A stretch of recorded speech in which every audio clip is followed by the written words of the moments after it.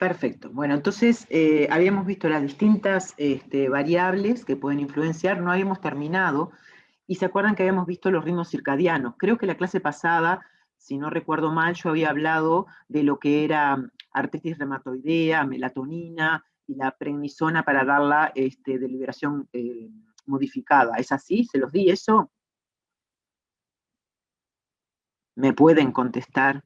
Sí, Gracias, gracias. ¿Cuál es tu o sea, nombre? hablamos nomás. Está. Bueno, entonces hoy vamos a seguir un poco, muy brevemente, con lo que es la hora del día. Y les puse un ejemplo de un fármaco que hemos trabajado bastante nosotros en los distintos hospitales, tanto el hospital español como en el hospital de clínicas, y es el fármaco Efavirenz. Efavirenz es un fármaco que lo vamos a ver este año, obviamente, o mejor dicho, el año que viene, porque es la segunda parte, el segundo semestre, que es un fármaco antirretroviral. Ese fármaco, ¿ya? Es un fármaco totalmente liposoluble, ¿ya? Y ya está indicado para administrarlo durante la noche. ¿Por qué se administra durante la noche? Bueno, obviamente durante la noche se minimizan los efectos adversos que puede traer este fármaco, ¿ya? Efectos adversos como puede ser neurológicos, somnolencia, hasta llegar a la psicosis.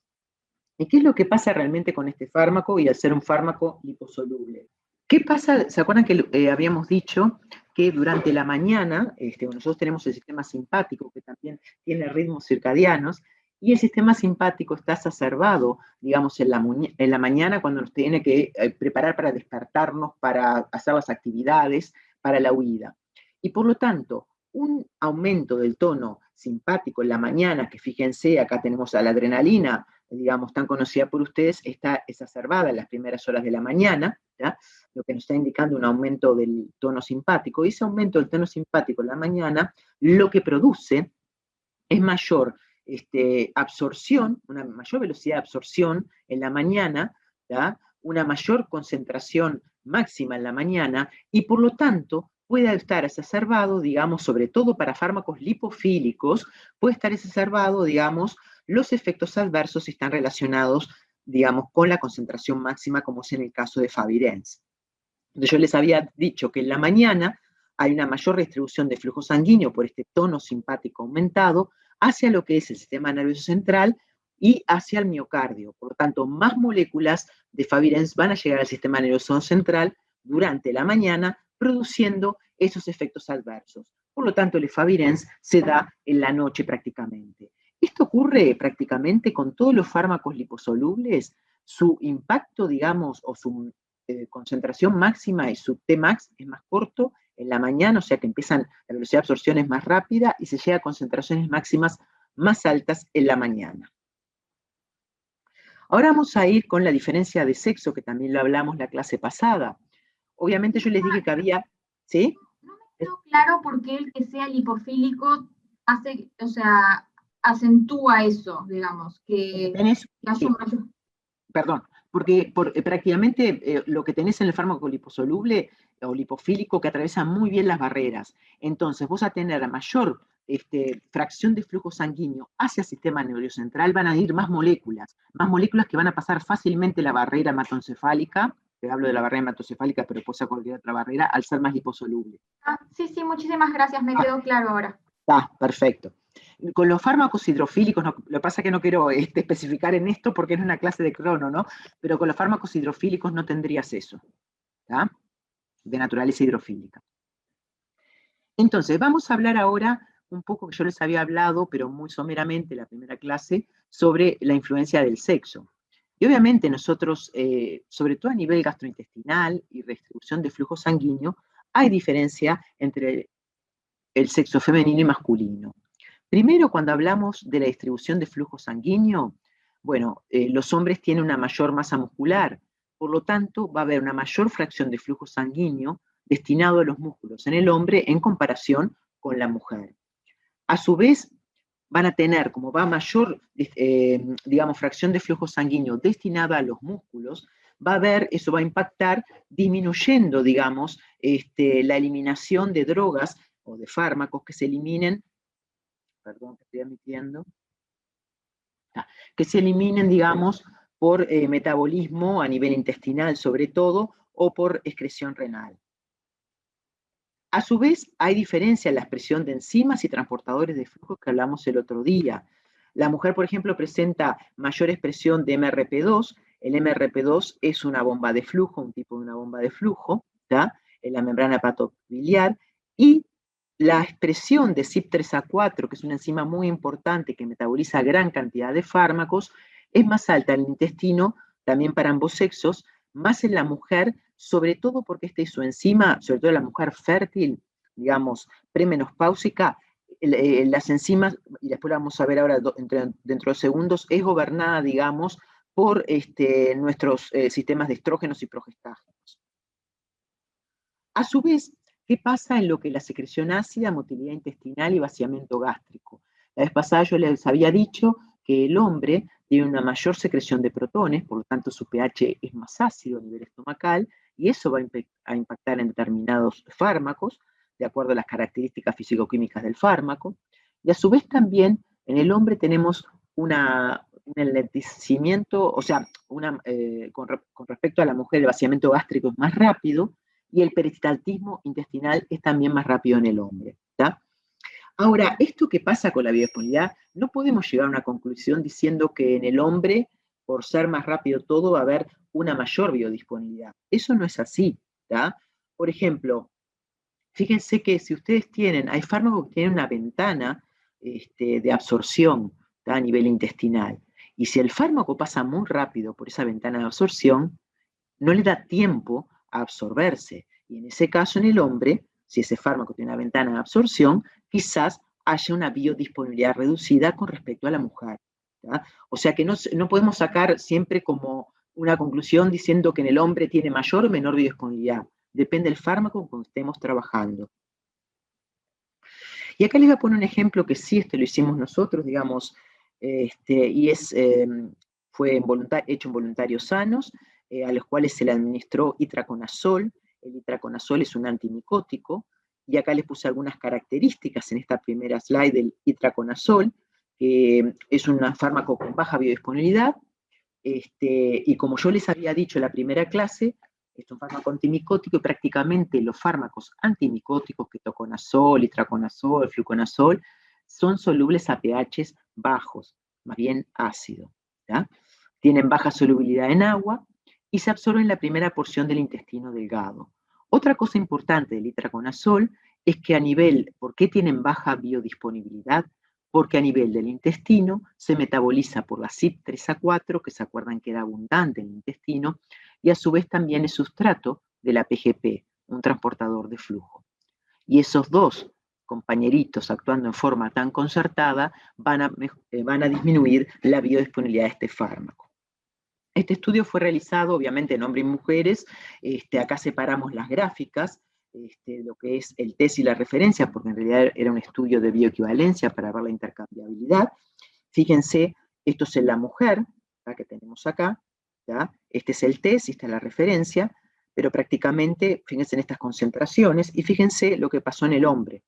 Concentraciones mucho más elevadas, más allá de que el test y la referencia sean diferentes. Acá lo que estamos viendo es qué pasa con el hombre y la mujer. Cuando hicimos los cálculos, fíjense acá, las áreas bajo la curva del hombre y de la mujer. El hombre son mucho más altas comparadas con la mujer, Cmax es más alto en el hombre comparado con la mujer, pero en la mujer lo que vemos es una alta variabilidad. Acá tenemos el coeficiente de variación. Fíjense, 27 en el hombre, 62 en la mujer. Una alta variabilidad, digamos, en la mujer. ¿ya? Pero sí las concentraciones, digamos, y el área bajo la curva son mayores en el hombre. ¿Eso qué puede pasar? Digamos, la mujer presenta AUC, que es el área bajo la curva, S más baja que los hombres, ¿tá? Y mayor variabilidad. Pero eso se puede ver ya sea al clearance, que parezca eso, o al IFF, a la biodisponibilidad. Pero cuando se vio la constante eliminación no había diferencias entre hombres y mujeres, y lo que se pudo ver eso es que el clearance, las áreas menores, perdón, en la mujer se vería una menor biodisponibilidad y el clearance sería similar para hombres y mujeres. ¿tá? O sea que se estaría pensando en una menor biodisponibilidad. ¿Y por qué las mujeres tendrían una menor biodisponibilidad? Ya que o sea, el clearance es similar para los dos, ¿por qué la biodisponibilidad sería menor? Bueno, ¿se acuerdan que le dijimos que el hombre tiene pH más ácido? ¿Va a disolver la droga? Mejor la eritroconazol en el estómago. Entonces, llega a una concentración mucho más alta al intestino. ¿Qué puede hacer una concentración más alta? Puede saturar el sistema de enzimas y transportadores, y esto nos va a llevar a una absorción más rápida y a concentraciones mayores. Otra cosa importante es la variabilidad alta en la mujer. Nosotros cuando hacemos estudios, comúnmente, sobre todo estudios de bioequivalencia, se usan las mujeres, digamos, premenopáusicas. O sea que acá tenemos que tener cuidado en las variaciones del ciclo menstrual, porque la progesterona que se da a una parte del ciclo menstrual, como ustedes saben, el aumento de progesterona, regula en forma ascendente la CYP3A4, y esto me puede cambiar también y ver las variaciones que había entre los periodos menstruales que no lo teníamos estandarizado en las mujeres. Otro importante estudio que hicimos, que en realidad no fue para encontrar efectos adversos, pero aparecieron, fue un estudio de farmacocinética que hicimos de fenitoína, es el sexo y la seguridad del tratamiento. Acá se vio justamente cómo en las mujeres había mayor producción de rash tras administrar la fenitoína. Acuérdense que la fenitoína es un anticonvulsivante. Acuérdense que esto lo vieron el semestre pasado, creo yo, que como muchos anticonvulsivantes pueden producir reacciones cutáneas, es bastante frecuente. Algunas son poco severas, pero otros pueden ser reacciones cutáneas que comprometan a la vida, ¿tá? Y se dio en mujeres. Para eso le quiero mostrar un poco, pero simplemente me voy a encargar de esta primera parte, del metabolismo de la fenitoína. La fenitoína se metaboliza por la CYP12-9, por la CYP219 también. Y uno de los metabolitos, no tiene metabolitos activos, son todos inactivos. Uno de los metabolitos que forma la fenitoína es el para-hidroxifenitoína, o sea, agregarle un hidroxilo en posición para del benceno. Pero la fenitoína, como yo les dije la otra clase, que comúnmente cuando nosotros tenemos un grupo benceno, y ustedes saben que el grupo benceno hay en muchas estructuras químicas de muchos fármacos, se pueden formar epóxidos en ese grupo. Y comúnmente estos se llaman arenóxidos desde el punto de vista químico, que son reactivos muy inestables, pero de alta toxicidad si no son depurados en forma rápida por el organismo. Y estos epóxidos comúnmente son depurados del organismo por una epóxido hidrolasa. Y este es el responsable de la acumulación de este arenóxido, ya está bastante estudiado, de reacciones cutáneas que pueden ser graves, digamos, en pacientes que toman distintos fármacos. ¿Qué pasa? Justamente, digamos, es importante que muchos de los fármacos que vamos a ver en el transcurso, la gran mayoría del curso, se eliminan por metabolismo, ¿sí? En su gran proporción. Y estas isoenzimas que vamos a ver, muchas se expresan polimórficamente, por lo tanto también acá la genética es importante. Entonces en este estudio nosotros hicimos como que fue un estudio farmacocinético, farmacogenético, y pedimos, digamos, justamente ver los polimorfismos de esta enzima. ¿De cuáles? De la COMT, que ahora no me voy a detener en esto, si no me da el tiempo, sí de la epoxidrohidrolasa, sí de la CYP12-9 y sí de la CYP219, para ver si eran metabolizadores lentos, rápidos, pobres, etc. Acá fíjense que hay, esto lo hicimos con dos marcas, esta E, y lo voy a decir, el nombre de la marca comercial ya no está en nuestro mercado, era la marca de referencia, Epanutin, y esta es la marca que sí está en nuestro mercado, que es la comitoína. Nosotros tenemos dos marcas comerciales nomás de fenitoína en nuestro mercado, que es la comitoína y el antepil. Y fíjense acá lo que está en rosadito, ¿ya? Es aquellos pacientes que tuvieron reacciones cutáneas. Tuvieron más mujeres, lo que expresa acá por el F, que hombres, primero que nada. Y tuvieron más cuando estaban tomando esta forma farmacéutica de Epanutin, y ahora vamos a ver por qué, y no la comitoína. Entonces fíjense acá que la epoxidrohidrolasa, que comúnmente es la enzima que desintoxica a ese intermediario, está disminuida en la mayoría de los pacientes, fíjense, disminuida. Esto puede dar lugar, digamos, a que, si está disminuida, aumente la concentración del intermediario tóxico. ¿Se acuerdan? Acá, si está disminuida esta enzima, aumenta la concentración de esto, que no lo queremos, ¿tá? Pero otra cosa, pero no solo puedo pensar en esta enzima, tengo que pensar en la entrada digamos, o cómo está ocurriendo los distintos pasos, ¿no? Fíjense, en el donde dice E1, es un paciente que también tiene la actividad de la epoxihidrolasa disminuida, ¿tá?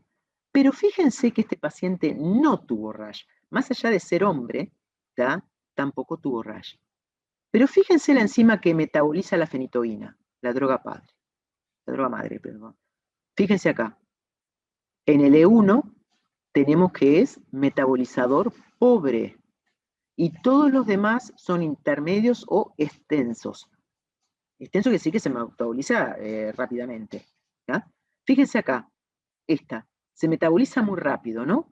Por la CYP12-9. ¿Qué puede pasar? Que me forme rápidamente el arenóxido. ¿Y qué le pasa? Si esta está media tonta o no está media tonta la epoxihidrolasa, capaz que no le da tiempo a depurarlo. O sea, se me forma arenóxido y la otra pobre, la epoxihidrolasa, si está tonta no lo va a poder disminuir o desintoxicar nuestro organismo. Y si no está tan tonta, capaz que no le da el tiempo. Entonces fíjense acá, perdón.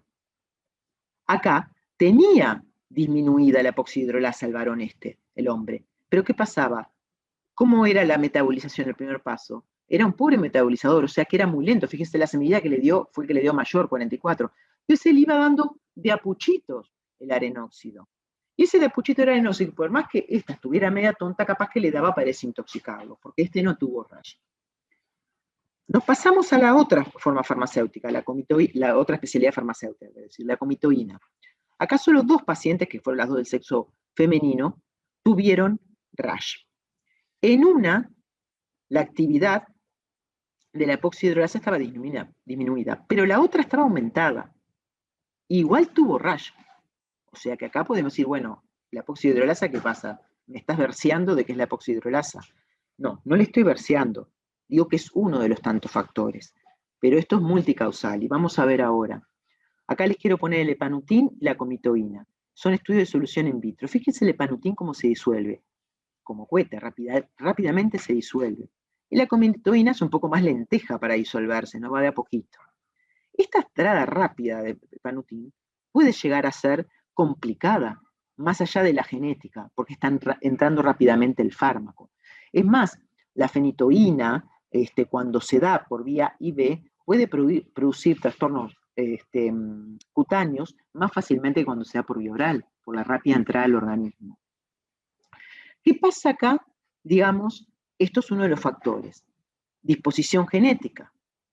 Ahora yo le puse ser mujer en periodo fértil. Viste que a las mujeres, acá hay algunos hombres en clase, no sé cuánto porque no me fijé, pero nos toca todas las malas, todo. Y aparte de eso, tenemos muchos más efectos adversos durante la etapa premenopáusica. Y todo se debe a los estrógenos y progestágenos. ¿Y por qué?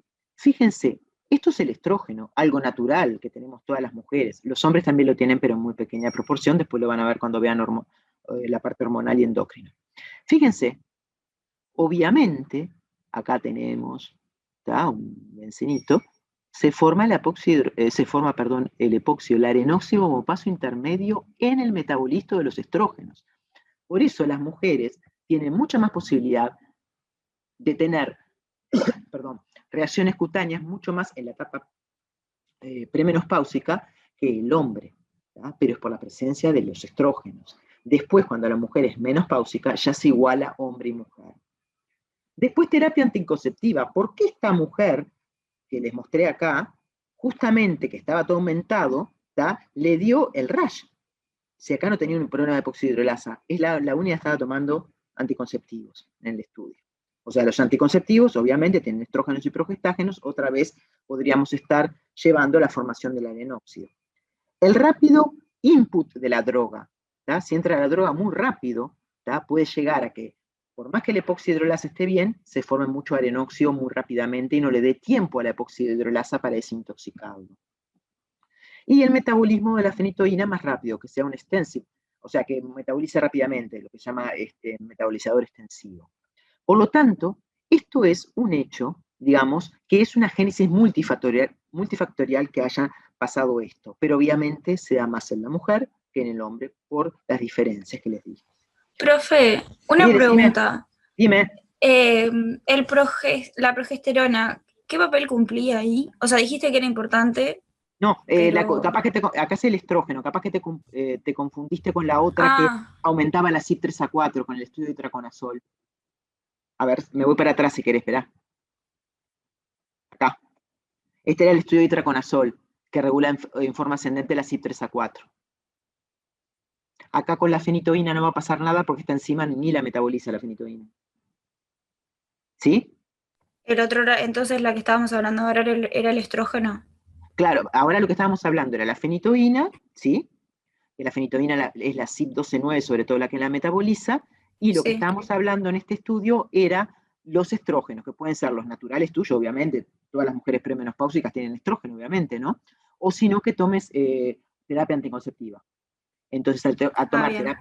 terapia anticonceptiva, vos tenés la posibilidad de formar estarenóxido, que es un intermediario, que conjuntamente con otro fármaco, o él solo, miren que muchas veces, no sé si le ha pasado a ustedes, ¿no? Pero tomar anticonceptivos a veces las personas le vienen alergias, ¿tá? Y le vienen alergias cutáneas, que después se le va con el correr del tiempo. ¿Por qué se le va? Digamos, bueno, porque se acostumbra, se empieza, digamos, a desintoxicar, pero muchas veces, o lo mismo las mujeres menopáusicas, que a veces se le da hormonoterapia sustitutiva, también a veces en las primeras fases tienen reacciones alérgicas. Como obviamente la terapia, hormonoterapia sustitutiva le das estrógenos a la mujer. ¿Sí? ¿Te quedó claro? Sí, ahora sí. Ah, ah, bien. Ahora también otro de los factores que puede influenciar, y esto lo voy a dar medio rápido porque después la vancomicina la vamos a ver cuando veamos algunos antimicrobianos, pero esto es un ejemplo también que nos pasó cuando trabajamos con el CTI, hicimos toda la parte de estudio farmacocinético con pacientes que tenían shock séptico, sepsis severa, o sea, que shock séptico, sepsis severa, pocas veces se revierte, el paciente termina muriendo en la mayoría de los casos. Y fue un estudio bastante bueno que hicimos en esa subpoblación de pacientes y que estaban tomando vancomicina. La vancomicina se reserva obviamente para intrahospitalario, se da por intravenosa y sobre todo actúa sobre gram positivos, ¿no?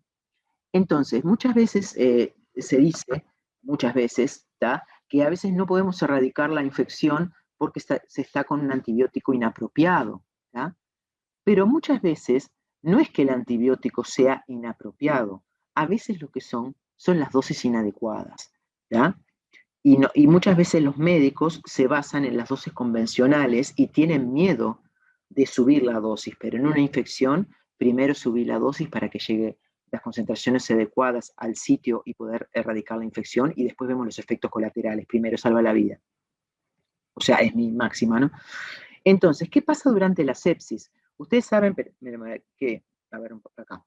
Después voy a las otras. Ustedes saben que cuando tienen, digamos, algún bichito, alguna bacteria, tenemos primero una inflamación local, nuestro organismo va a responder, por suerte, pero ojo que muchas veces si esa inflamación local se pasa a inflamación sistémica, ya se empieza a complicar, y ahí empiezan todas las cascadas de citoquinas, que si no son contrarrestadas en forma importante, o como se deben de contrarrestar, llegamos a un estadio que va bastante complicado, que los médicos le dicen el DOM, la sigla DOM, disfunción orgánica múltiple, en donde hay una disfunción y falla de órganos. Este es lo que queremos evitar siempre, y bueno, a veces cuando nos vienen los pacientes, nos han venido con este estadio ya complicado, pero cuando nos viene el paciente del CTI, las muestras, lo tenemos en esta parte, en inflamación sistémica, que si bien es una sepsis severa, podemos saber que lo podemos revertir.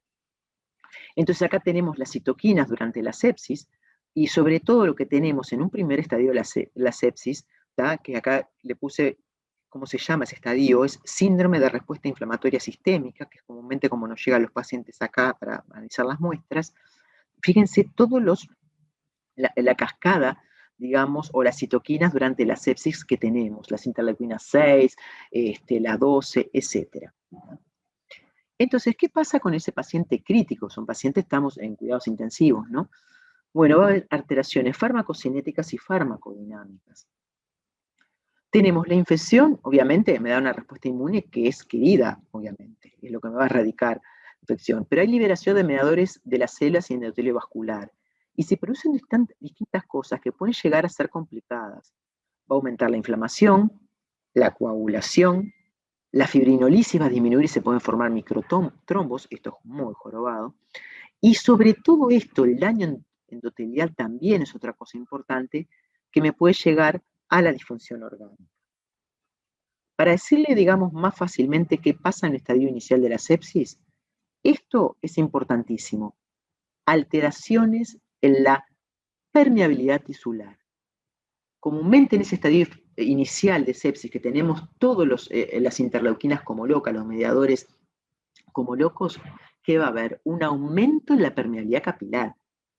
Pasa para todos lados. O sea, el aumento de la permeabilidad capilar, daño endotelial, obviamente, y hay presencia de albúmina en orina. ¿Por qué? Porque obviamente mi riñón, o sea, la filtración va a ser como si fuera un colador eso. Hay una hiperfiltración glomerular, o sea, hiperfiltración. Esto es sobre todo la situación hiperdinamica, que es la que hemos trabajado. Hay un aumento del gasto cardíaco y aumento de clínica renal de las sustancias, y ahí es donde nos vamos a detener. ¿Y por qué ahí? Nosotros comúnmente, ustedes saben que tenemos distintos tipos de antibióticos, pero los que se usan muy habitualmente son los beta-lactámicos, como toda la parte de penicilinas y cefalosporinas, los glicopéptidos, y acá tenemos la vancomicina, justamente con el antibiótico que trabajamos en este estudio, y los aminoglucósidos, como gentamicina, amicacina.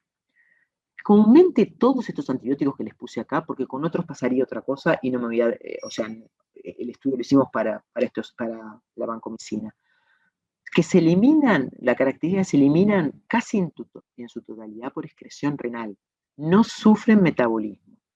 Entonces yo le dije que prácticamente tenía la filtración y era eso como un colador el glomérulo, ¿está? ¿Qué va a haber? Se me va a ir, si le doy vancomicina, por ejemplo, que es un glicopéptido, va a haber, y yo mido en sangre las concentraciones, va a haber una caída en las concentraciones, pero no solo total, sino también libre, pues está yendo todo. Va a haber un importante aumento del clearance. ¿Sí? Va a haber un aumento en la permeabilidad capilar renal, como bien les dije hoy, vasodilatación, aumento de la fracción sanguínea renal y también aumento del gasto cardíaco, porque hay una parte de hipotensión en esta primera parte, entonces va a aumentar el gasto cardíaco para compensar. Por lo tanto, para esos fármacos, ¿qué nos pasó a nosotros cuando venía el paciente? Le estaban dando dosis, comúnmente las dosis convencionales de vancomicina son de 1 o 2 gramos. Al paciente le estaban dando ya 4 gramos, ya se estaba quejando todo el mundo, farmacia nos quería matar. Nosotros en la unidad de monitoreo acá en el Hospital de Clínica no estamos en el departamento de farmacia, pertenecemos al laboratorio, ¿no? Nos quería matar y por nuestros cálculos en muchos pacientes le teníamos que dar 6 gramos de vancomicina. Y bueno, en esa época fue hace unos años, bueno, el paciente logró revertir con 6 gramos de vancomicina, pero 6 gramos de vancomicina es un disparate. Pero aparte, ¿qué es lo que pasa? Y esto, esperen un poquitito que lo quiero poner, lo tienen que tener en cuenta. O sea, la evolución, si por ejemplo yo le doy, y esto es algo interesante, si yo le doy vancomicina, me viene el fármaco y le mido la concentración sanguínea y me da, póngale 5, no importa, o sea, no importa ni las unidades, me da 5. Y le sigo con la misma dosis y el paciente le empieza a bajar la concentración. ¿Eso qué quiere decir? Que la evolución del paciente está cada vez peor. ¿Ya? ¿Por qué? Porque con la misma dosis me va bajando la concentración, quiere decir que está mal el paciente porque el daño, el aumento de permeabilidad capilar sigue y todavía puede empeorar y la concentración va bajando. Ahora, si yo veo que ese paciente está con la misma dosis, su concentración va aumentando, veo que se puede estar revirtiendo ese aumento de la permeabilidad capilar y volviendo a las condiciones originales. Y ahí que digo, bueno, estoy erradicando la infección. ¿tá? Entonces, la evolución de la patología es muy importante. Les digo que esto no pasa en 2 segundos, o sea, nosotros, esto es muy rápido la evolución de la sepsis, y esto prácticamente lo medíamos 1 o 2 veces por día a los pacientes, en las concentraciones, ¿no? Entonces, fíjense, tenemos acá la concentración de vancomicina, acá abajo en amarillito, ¿ya? ¿Sí?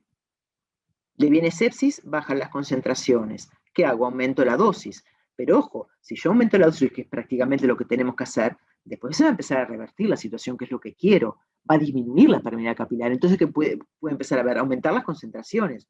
Ojo, aumentar las concentraciones hasta cierto punto. La vancomicina es nefrotóxica, ¿tá? Y tiene otros efectos adversos. Entonces, cuando veo la mejoría clínica en cuanto a la infección y veo las concentraciones están aumentando, empiezo otra vez la reducción de dosis. Y esto ocurre, hay que hacerlo muy rápidamente. Bueno, eso es simplemente la conclusión. Hábitos. El otro día le dije el hábito de fumar, me parece, y yo les había dicho que el humo del cigarro tiene componentes y de la marihuana también, que me producen la inducción de la CYP1A2 que metaboliza varios fármacos. Y con esto disminuiría la concentración de algunos fármacos. También tengo que ver qué pasa con la nicotina, o sea, una cosa es el fumar, el humo del cigarro, y otra cosa es la nicotina. Comúnmente la nicotina lo que hace, como ustedes ya saben, que lo vieron el semestre pasado, aumenta la motilidad gástrica. ¿Ya? O sea que el contenido gástrico lo liberás con mayor frecuencia al duodeno. ¿Ya? Pero a su vez también aumenta el peristaltismo intestinal. ¿Ya? Entonces, acá hay otra vez, o sea, ¿qué pasa con los fármacos? Y que estoy viendo si tienen una ventana de absorción o no. ¿Ya? Porque si tiene una ventana de absorción, como yo le dije, aumentar el peristaltismo, puede ser que el fármaco no complete su absorción.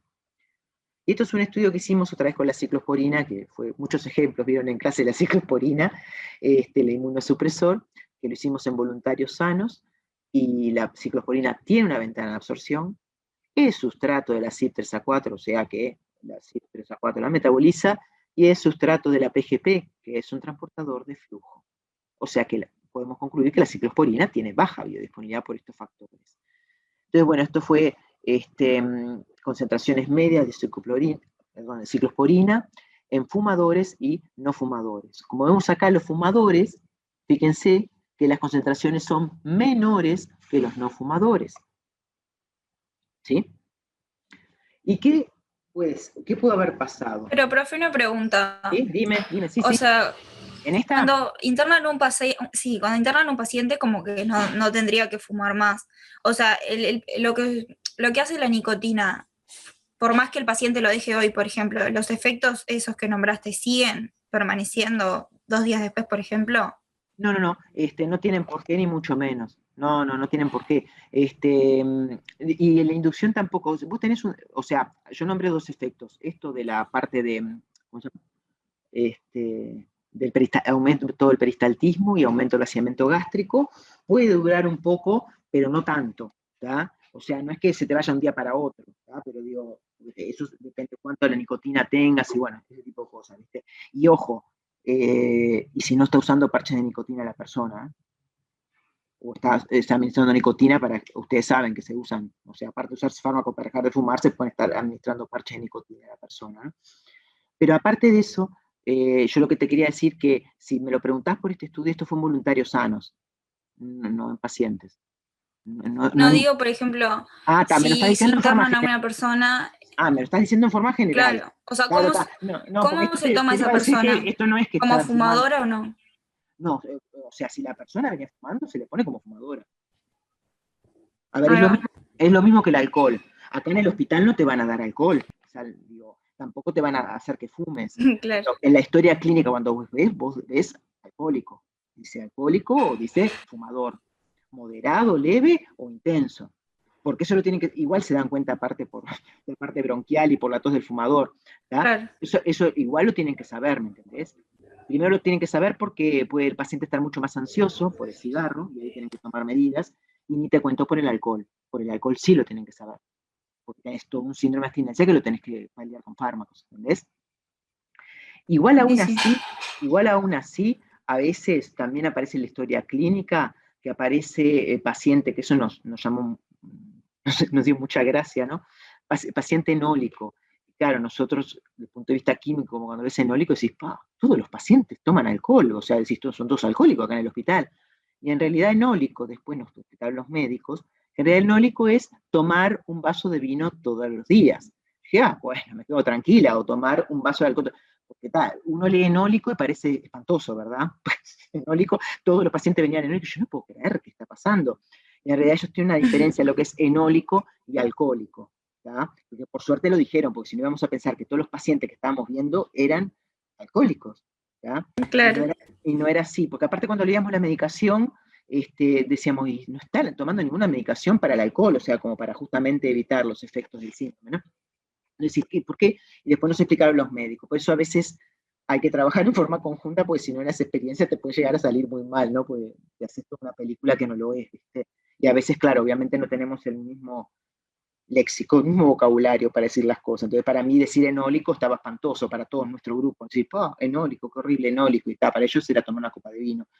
No sé si era espantoso o no para ellos, pero para mí no lo era, y para o sea, digo, para nadie lo era, ¿viste? De acá nosotros, ¿sí? Entonces, ¿qué pasó? ¿Te quedó claro? ¿Sí? Me fui por las ramas, me Sí, parece. sí. Ah, bueno, anécdota, cerremos paréntesis. Entonces, ¿qué pasaba ahí? Bueno, que como yo les dije hoy, que la ciclosporina tenía una ventana de absorción, que la nicotina aumentara el peristaltismo y que me pasara la ciclosporina así rapidísimo por ahí, ¿qué hacía? Que justamente se absorbiera menos. ¿Tá? Y bueno, acá terminaría el pantallazo de la clase inicial, y yo les puse esto, pero estos son casos clínicos no para que resolvamos, por favor. ¿Tá? Esto le vamos a aparecer en los parciales de este estilo, pero más fáciles, porque estos son casos clínicos reales, que van a ver que la realidad, digamos, es peor de que si nosotros nos inventáramos acá. ¿Tá? Es peor y obviamente, si bien vamos a poner casos clínicos reales, pero achicados, o sea, con menos patologías. Este caso clínico, fíjense que es un paciente de 71 años de edad, sexo femenino, con hipertensión arterial, acá, esto es hipertensión crónica de los 40 años, acá le da las cifras máximas de presión sistólica, miren cómo estaba, 290, cifras habituales ahora 130-80, tratamiento con el alapril, que es un IECA, pues presenta cuadro de angor estable, el angor es la angina de pecho, clase 2, que esto es lo que vamos a empezar a ver ahora, tiene diagnosticado disnea de esfuerzo, ingresa de emergencia con diagnóstico de infarto agudo de miocardio, que esta es la sigla que utilizan, cardiopatía isquémica, fue revascularizada, y en tratamiento con atelonol, ácido acetilsalicílico, después se le realizó estudio de perfusión, tiene secuela del infarto, insuficiencia cardíaca con dioxina, dislipemia, tratamiento con dieta, bocio multinodular, diabetes mellitus tipo 2, presenta glicemias habituales de tanto, con tratamiento gliberenclamida, que justamente es sulfonilurea, y ingresa a emergencia a diciembre con dolor, o sea, esto es de unos años, ¿no? Pero digo, los casos clínicos más o menos, presenta disnea de presión brusca. Fíjense que tiene unos cuantos fármacos y unas cuantas patologías asociadas, que las patologías comúnmente estas son el convito que a veces tenemos, ¿no? Y bueno, acá es una, digamos, o sea, las patologías las pusimos un poco más, digamos, resumidas, el nivel de potasio, el nivel de la creatinina sérica, los fármacos que está utilizando, después lo que se le va agregando en el hospital, ranitina, obviamente, diazepam para hacerla dormir de noche, que estoy totalmente en contra, etcétera, etcétera. Nitratos acá, una heparina de bajo peso molecular. Y esta es otra historia, sí, también esta es tremenda, esto es un paciente con, digamos, dolor crónico, y fíjense, lo que está en negrito son todos los fármacos que estaba tomando. Impresionante, ¿vieron? Es impresionante. Bueno, fármacos, estaba tomando hojas de zen también, y yo qué sé, estaba tomando levadura de cerveza, pero ginkgo biloba, ginseng, todo lo que hubiera por el camino, aparte de los fármacos del que hacen, son fármacos, dipirona, codeína, etcétera. Y esto, con respecto a estos casos clínicos, obviamente le vamos a hacer preguntas, pero como yo les dije hoy, ojo que no va a ser del tenor de tantos casos clínicos, ¿no? O sea, tan difícil el caso clínico como de tantos medicamentos. Se lo vamos a agregar de a poco. ¿tá? Bueno, chines, ¿tienen alguna pregunta de esta partecita? Porque yo ya entraría con insuficiencia cardíaca.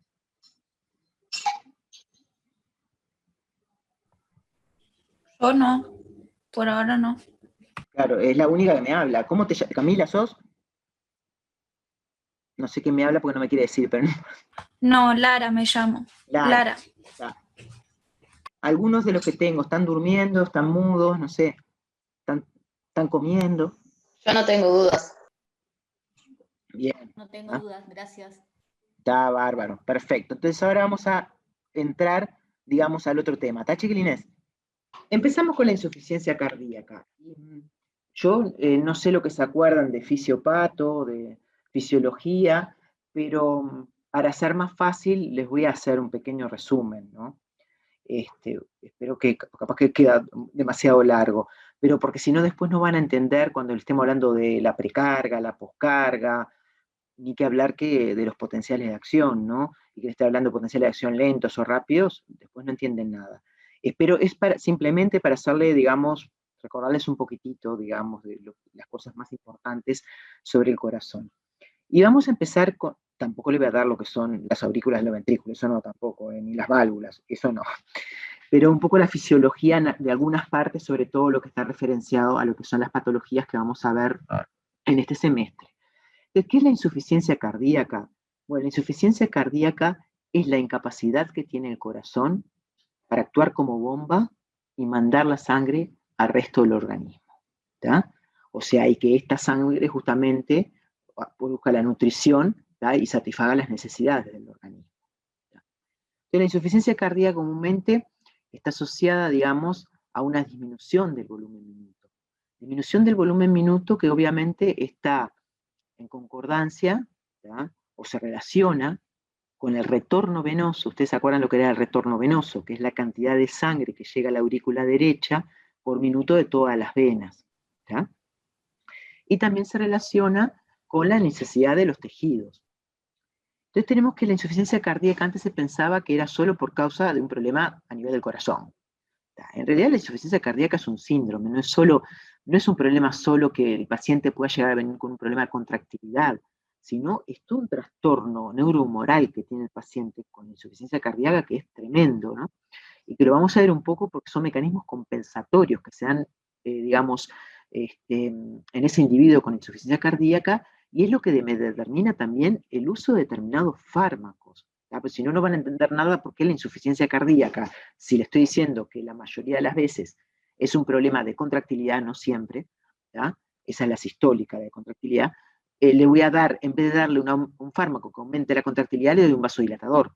No van a entender nada, porque, o sea, yo no le voy a dar el médico, ¿no? Pero no van a entender después la farmacoterapia, si estamos hablando en vasodilatador y vas a decir, la insuficiencia cardíaca, bueno, por eso le quiero explicar todos los mecanismos compensatorios y decirle que más bien es un síndrome y no es una enfermedad que diga es solo por problema del corazón. Entonces, ¿qué pasa a la disminución del volumen minuto?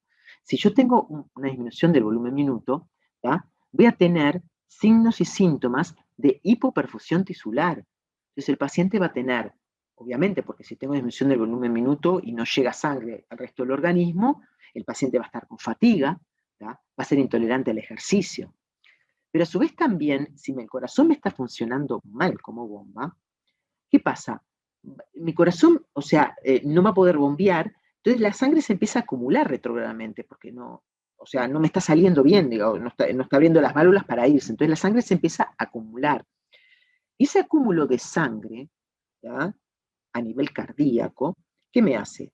Obviamente me empieza a aumentar volumen ventricular y aumentar la presión intraventricular, y a su vez que me produce un aumento de la presión capilar pulmonar, porque se empieza a quedar la sangre ahí metida, y eso me produce signos y síntomas de congestión pulmonar, que son el edema pulmonar y la disnea.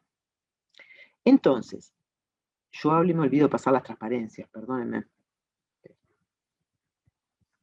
Perdón, las diapositivas, dije transparencias, que es de la época del ñaupa, como soy yo. Ahora, las slides, si quieren, las diapositivas. Bueno, entonces, bueno, esta es la definición, ya creo que la dije. Y ahora sí, va a empezar con esto. Tenemos insuficiencia cardíaca. La primera clasificación, digamos, como la ponemos en sistólica, o sea que acá el elemento que está funcionando mal, es la función o la contractilidad, ¿tá? Esa es la insuficiencia cardíaca sistólica. Pero en muchos casos tenemos que no hay problema en la contractilidad o en el volumen de eyección. Y en muchos casos, le diría casi el 40% de los casos, en ese caso hay una disminución de la distensibilidad cardíaca, ¿tá? Y en ese caso es lo que se dice insuficiencia cardíaca diastólica. Entonces, acá es una clasificación simplemente para que sepan. Nosotros a veces lo usamos bastante porque los médicos la ponen en la historia clínica para entender lo que ponen, ¿no?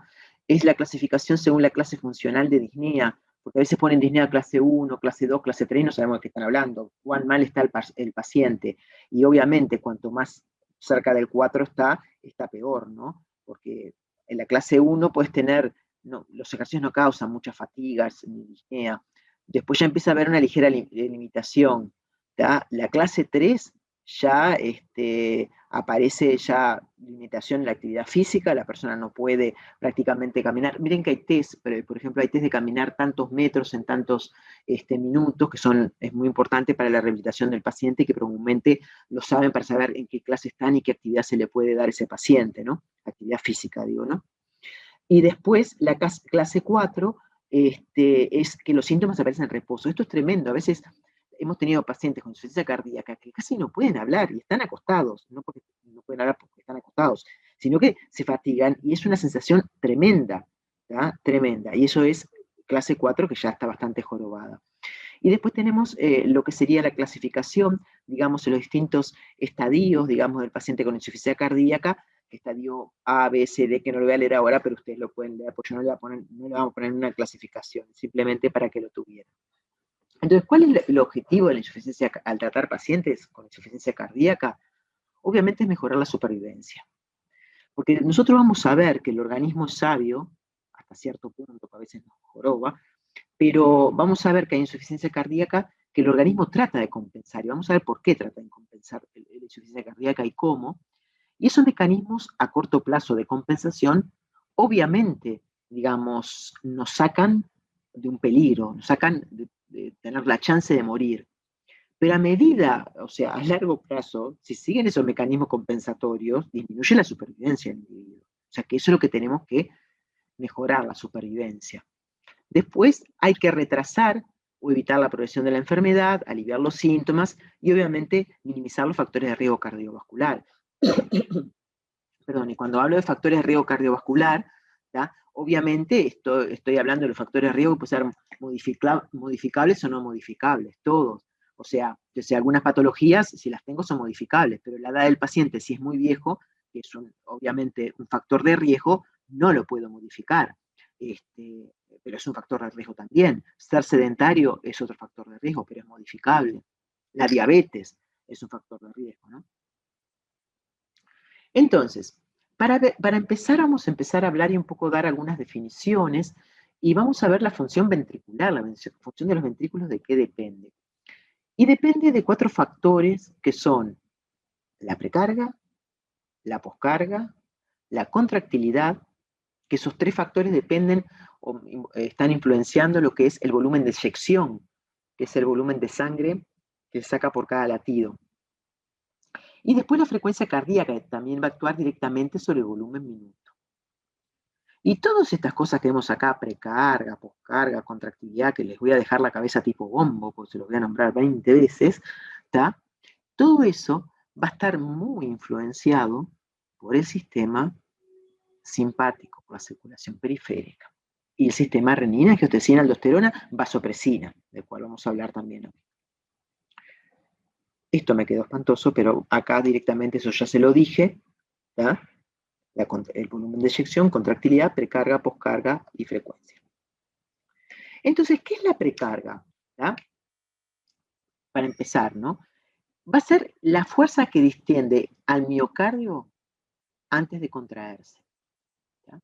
O sea que va a ser la ejercida, digamos, sobre la pared, ¿tá? Al final de la diástole. ¿Y de qué va a depender eso? Sobre todo del retorno venoso, para lo que tengan en cuenta la precarga. El retorno venoso. ¿Y el retorno venoso de qué depende? El retorno venoso depende de la volemia y depende del tono de las venas. Más bien que esto sepan de qué depende el retorno venoso, porque si no, no saben los medicamentos ni cómo actúan. Estoy hablando precarga, retorno venoso, volemia y tono venoso. ¿Me están siguiendo por ahí? Alguien que diga sí. Sí. Gracias. No, porque eso miren que después cuando les voy agregando los fármacos, ahí van a actuar los fármacos también. Entonces, si no, no van a entender nada. ¿tá? Y después, por otro lado, tengo pregunta. Sí, decime. Dime. ¿Qué vendría a ser bulimia? Volemia. A ver, ¿alguien le puede contestar qué es volemia?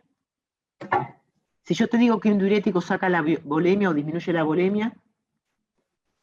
El volumen de sangre en circulación. Ahí va. Perfecto, perfecto. ¿tá? Bien. ¿Sí? ¿Ahora sí? Sí, gracias. El retorno venoso, ¿se acuerdan? Que se los dije recién, pero ¿se acuerdan lo que era, no? No, porque no quiero estar hablando con términos y pienso que lo saben. Ustedes párenme como me hizo la compañera. ¿Va? Sigo. Si no, yo sigo. La poscarga. ¿Qué es la poscarga?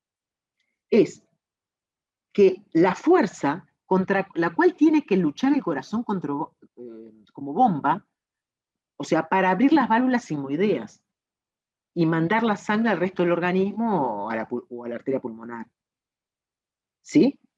¿Qué se le opone al corazón? El corazón no abre así las válvulas sigmoideas y manda la sangre donde quiera. ¿Ya? Al corazón se le opone una fuerza, una resistencia, perdón. ¿Ya? Y el corazón tiene que vencer esa resistencia. ¿Y la resistencia por qué está dada? Por las resistencias vasculares periféricas. ¿Me entienden, chiquilines? ¿Sí? Entonces, el corazón, digamos, actúa como bomba, pero para alargar la sangre se tiene que abrir las válvulas. ¿Ya? Y si las válvulas, tengo del otro lado algo que se me resiste a que esas válvulas se abran, el corazón va a tener que hacer más fuerza para que se me abran. ¿Sí? Y a eso se le llama poscarga. Y la poscarga se puede hacer la similitud con las resistencias vasculares periféricas. ¿Sí? Bien. Entonces, ¿qué pasa? Por ejemplo, en estas curvitas que parecen espantosas, ¿tá? Pero no son espantosas, no lo ven muy bien, pero yo acá se los voy a indicar.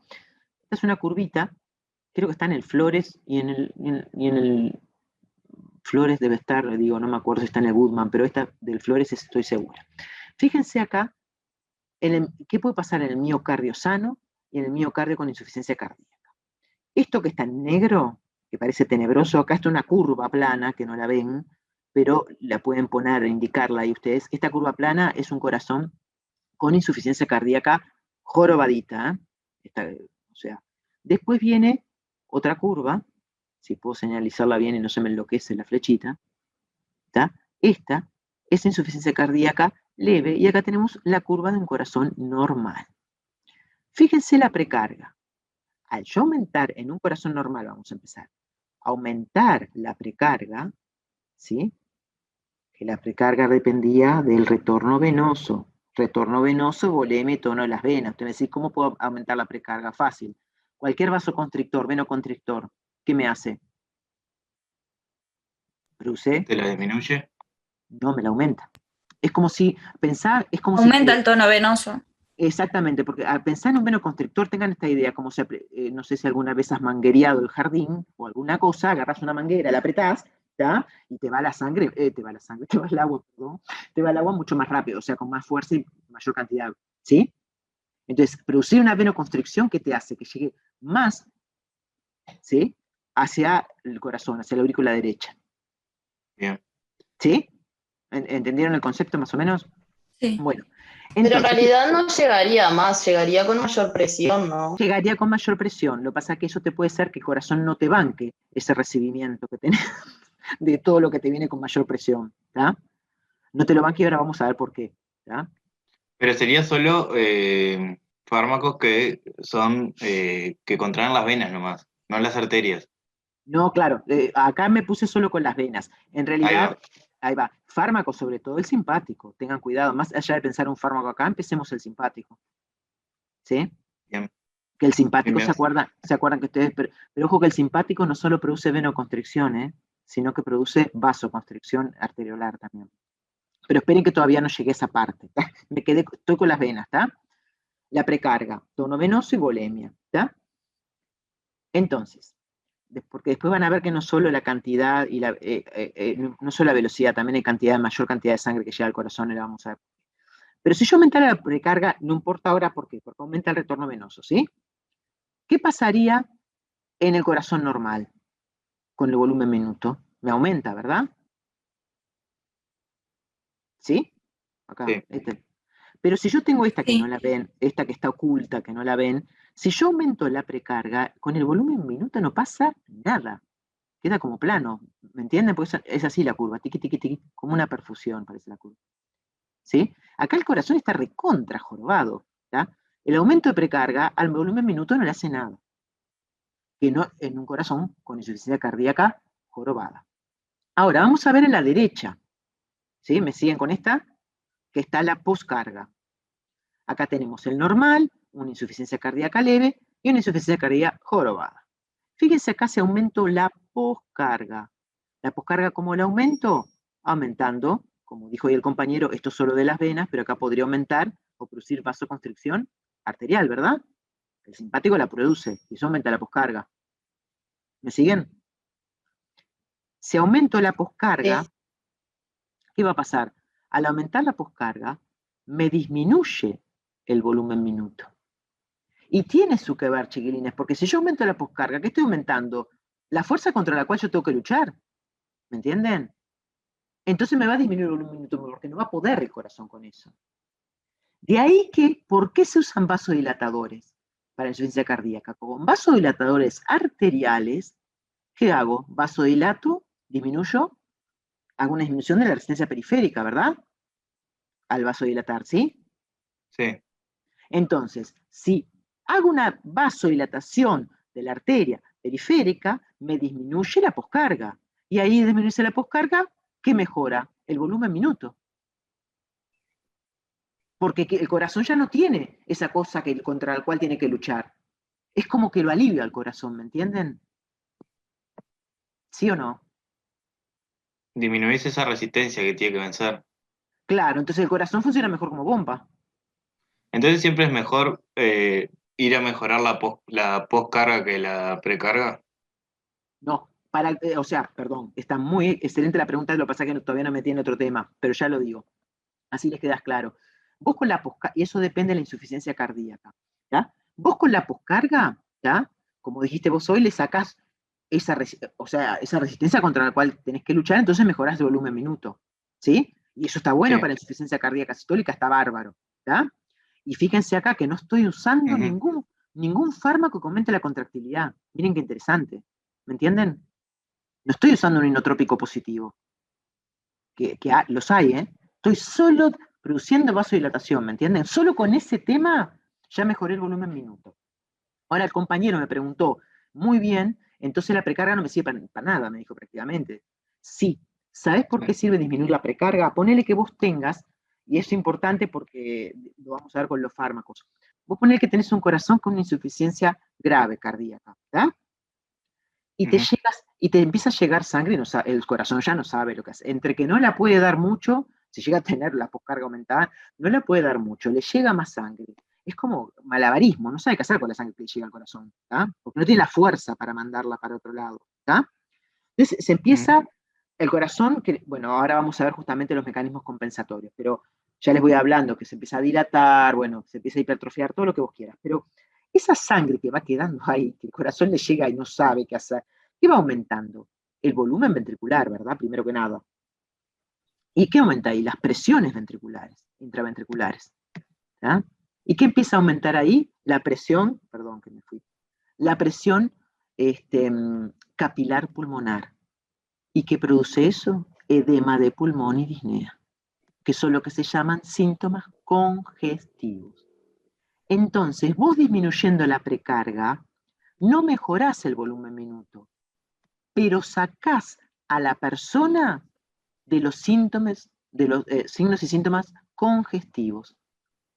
Si yo, por ejemplo, el compañero que preguntó, si yo doy un diurético, y se da muchas veces el diurético, ¿qué hace el diurético? Disminuye la volemia, ¿verdad?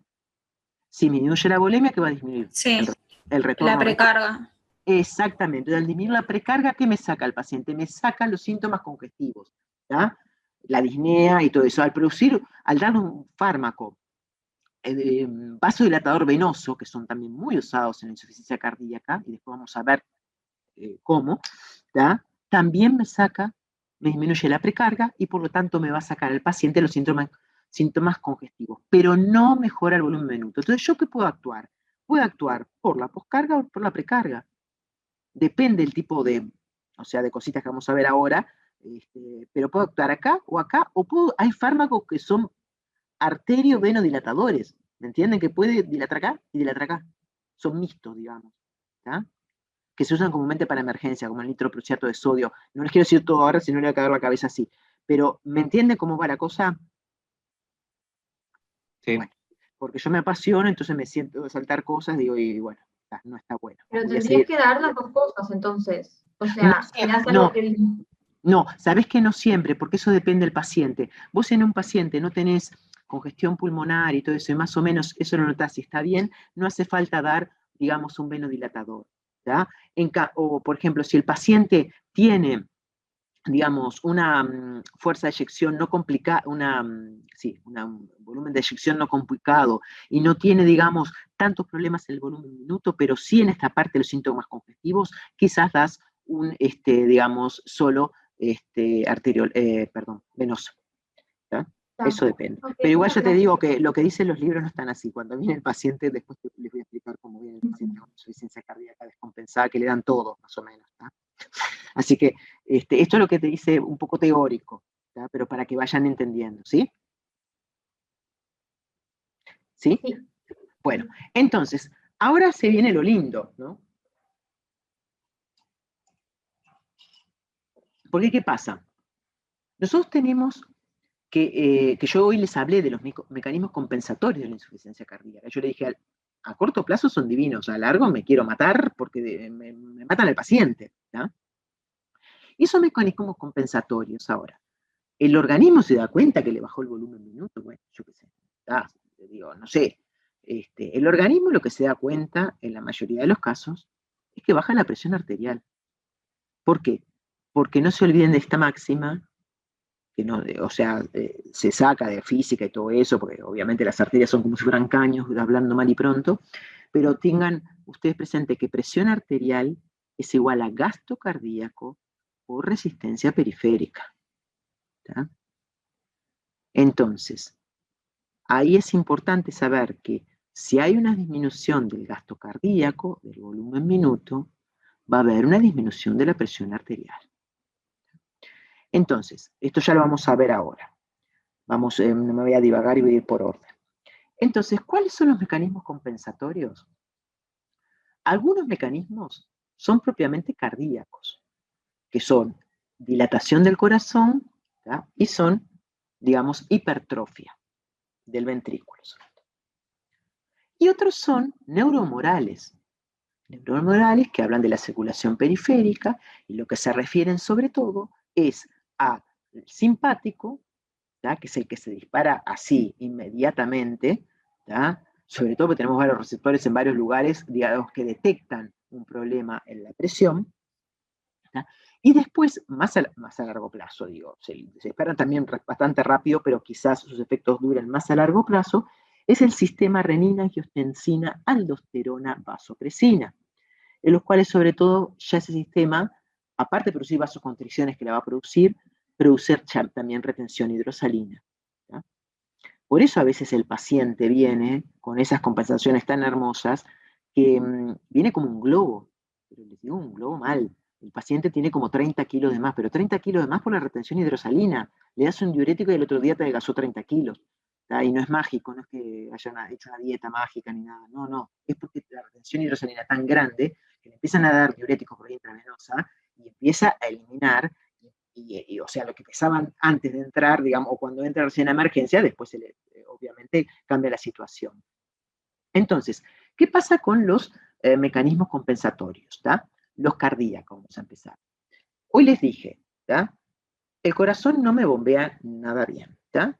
Volumen minuto disminuido, está pobre que no me bombea. Entonces le empieza a llegar sangre, a secar la sangre, obviamente, digamos, por la aurícula derecha, le llega a llegar la sangre, el pobre corazón ya no puede más.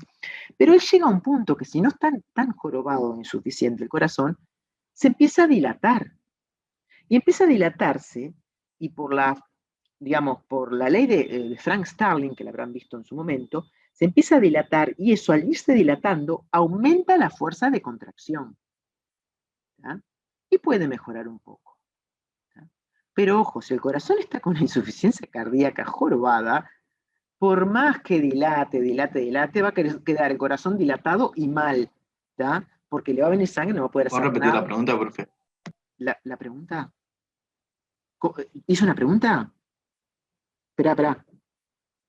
¿Era una pregunta? No era una pregunta. Ah, se le cortó la. Se cortó el A mí audio. se me cortó todo. Ah, Sí, a mí también como un rato. Me parecía que no, pero como que se Me cortó el pareció que no, silencio. pero está. Como que se cortó, terminó como con como voz de ahora interrogación. a ver, chines, ¿ahora me escuchan? ¿Me escuchan? Sí, ahora sí. Sí, sí, Ahora sí. No, creo que no les hice, puedo estar media chocha porque digo, mirar solo una computadora y no ver a nadie, capaz que me estoy pensando, estoy ya en un delirio, en tremen, pero no, creo que no les hice ninguna pregunta. Lo que No, pasa es no, que se creo que cortó. alguien dijo y pensé que era que yo no había escuchado y habían hecho una pregunta. Ah, está. Como se cortó, pensé que estaba esperando una respuesta, profe. Ah, no, llegamos al corazón Quedó en dilatado. dilatación. Ah, está, llegamos al Sí, dilatado. estabas ¿tá? explicando eso. Está. Le expliqué que, bueno, se empieza a dilatar, que obviamente por la ley de Franz Starling, que se empieza a dilatar. Ahí nos quedamos. Ahí va. Entonces ahí aumenta, o sea, se dilata para aumentar la fuerza de contracción. Y eso es una ley, la ley de Franz Starling, que no vamos a ir para esa parte, porque si no, no terminamos más. Pero ¿qué pasa? Si el corazón está muy jorobado, por más que se dilate, no aumenta la fuerza cardíaca. ¿tá? Y por lo tanto ese corazón va a quedar totalmente dilatado y deshecho total. Entonces va a haber una dilatación importante. ¿tá? Y aparte, ¿qué pasa? Tenemos el corazón dilatado, ¿tá? Y le va a llegar sangre a ese corazón. ¿tá? Le va a seguir llegando sangre, pues la sangre le va a seguir llegando. ¿tá? Y el corazón dice, me llega sangre y ¿qué pasa? Me empieza a aumentar que las presiones, digamos, de la pared ventricular, porque ya aumenta todo, me empieza a aumentar el volumen intraventricular, me empieza a aumentar la presión intraventricular y me empieza a aumentar la presión capilar pulmonar. Entonces, ¿qué me puede pasar? Disnea, o sea, los síntomas congestivos, disnea y eh, edema pulmonar. Pero a su vez también ese aumento de la tensión de la pared me puede producir cardiopatía isquémica. Eso lo van a ver después en una clase con Cecilia, lo que es la cardiopatía isquémica. Pero para que sepan, la cardiopatía isquémica, o van a ver angina de pecho, que es el dolor que se siente, ustedes tienen un desbalance entre el aporte de oxígeno y la demanda miocárdica de oxígeno. Y la demanda miocárdica de oxígeno, para que lo vayan, porque ahora se los voy nombrando algo, depende de la fuerza de contracción, de la frecuencia de contracción y de la tensión de la pared ventricular. Cuánto la estoy tensando, cuánto presión le estoy dando a esa pared. Entonces, si acá estoy aumentando los volúmenes, obviamente la pared va a estar más tensionada y por lo tanto aumenta la demanda miocárdica de oxígeno y por lo tanto puede producir cardiopatía isquémica. Pero a su vez también el corazón, fíjense, si yo tengo que me están jorobando mi pared, ¿qué hace el corazón? Acá no me jorobás, ¿ya? ¿Qué empieza a aumentar? Empieza a producir hipertrofia a las paredes ventriculares, que eso está horrible, pero el corazón dice, a mí me está jorobando la pared, porque me estás aumentando los volúmenes, está aumentando las presiones, lo que hago es producir hipertrofia. ¿Y qué es la hipertrofia? Es el aumento del volumen de los miocitos. ¿ya?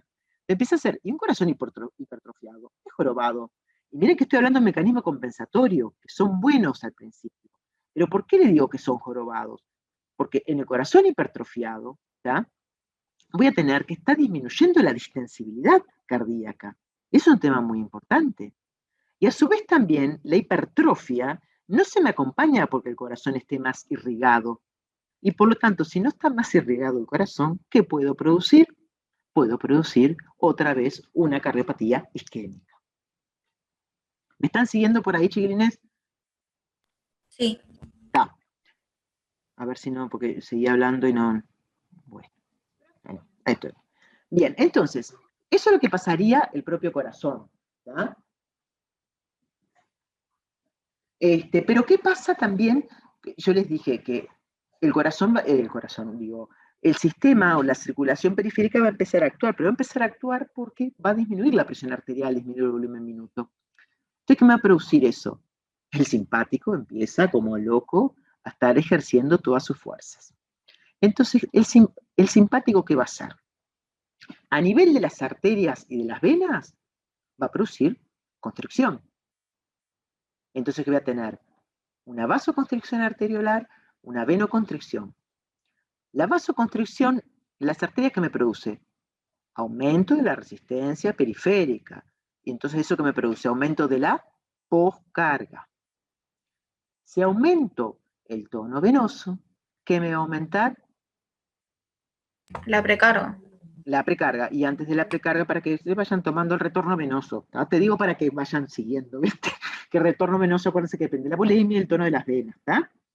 Ese simplemente. Entonces, tengo, fíjense cómo voy teniendo al hombre, o a la mujer, perdón, que llega con corazón dilatado, hipertrofiado, con poscarga aumentada y con precarga aumentada. Vayan agarrando la cuenta. Entonces, eso es lo que hace el simpático a nivel de las arterias y las venas, pero ojo que el simpático también actúa a nivel del propio corazón. Entonces, a nivel del corazón, ¿qué hace el simpático? ¿Qué hace el simpático a nivel del corazón? Ahora sí pregunto, y no se me cortó. Aumenta la frecuencia cardíaca. Y la fuerza de contracción cardíaca. Ahí va, aumenta todo, ¿está? Perfecto, aumenta la fuerza de contracción cardíaca porque vamos a quedarnos ahora con dos, porque también aumenta la conducción. Aumenta la fuerza de contracción cardíaca porque es inotrópico positivo, ¿verdad? Produce un inotrópico Sí. positivo. Aumenta la frecuencia cardíaca porque es cronotrópico positivo, ¿sí? Entonces, a nivel del corazón, ¿el que quiere? Aumentar la fuerza de contracción. Y ¿la va a poder o no? No lo sé, depende.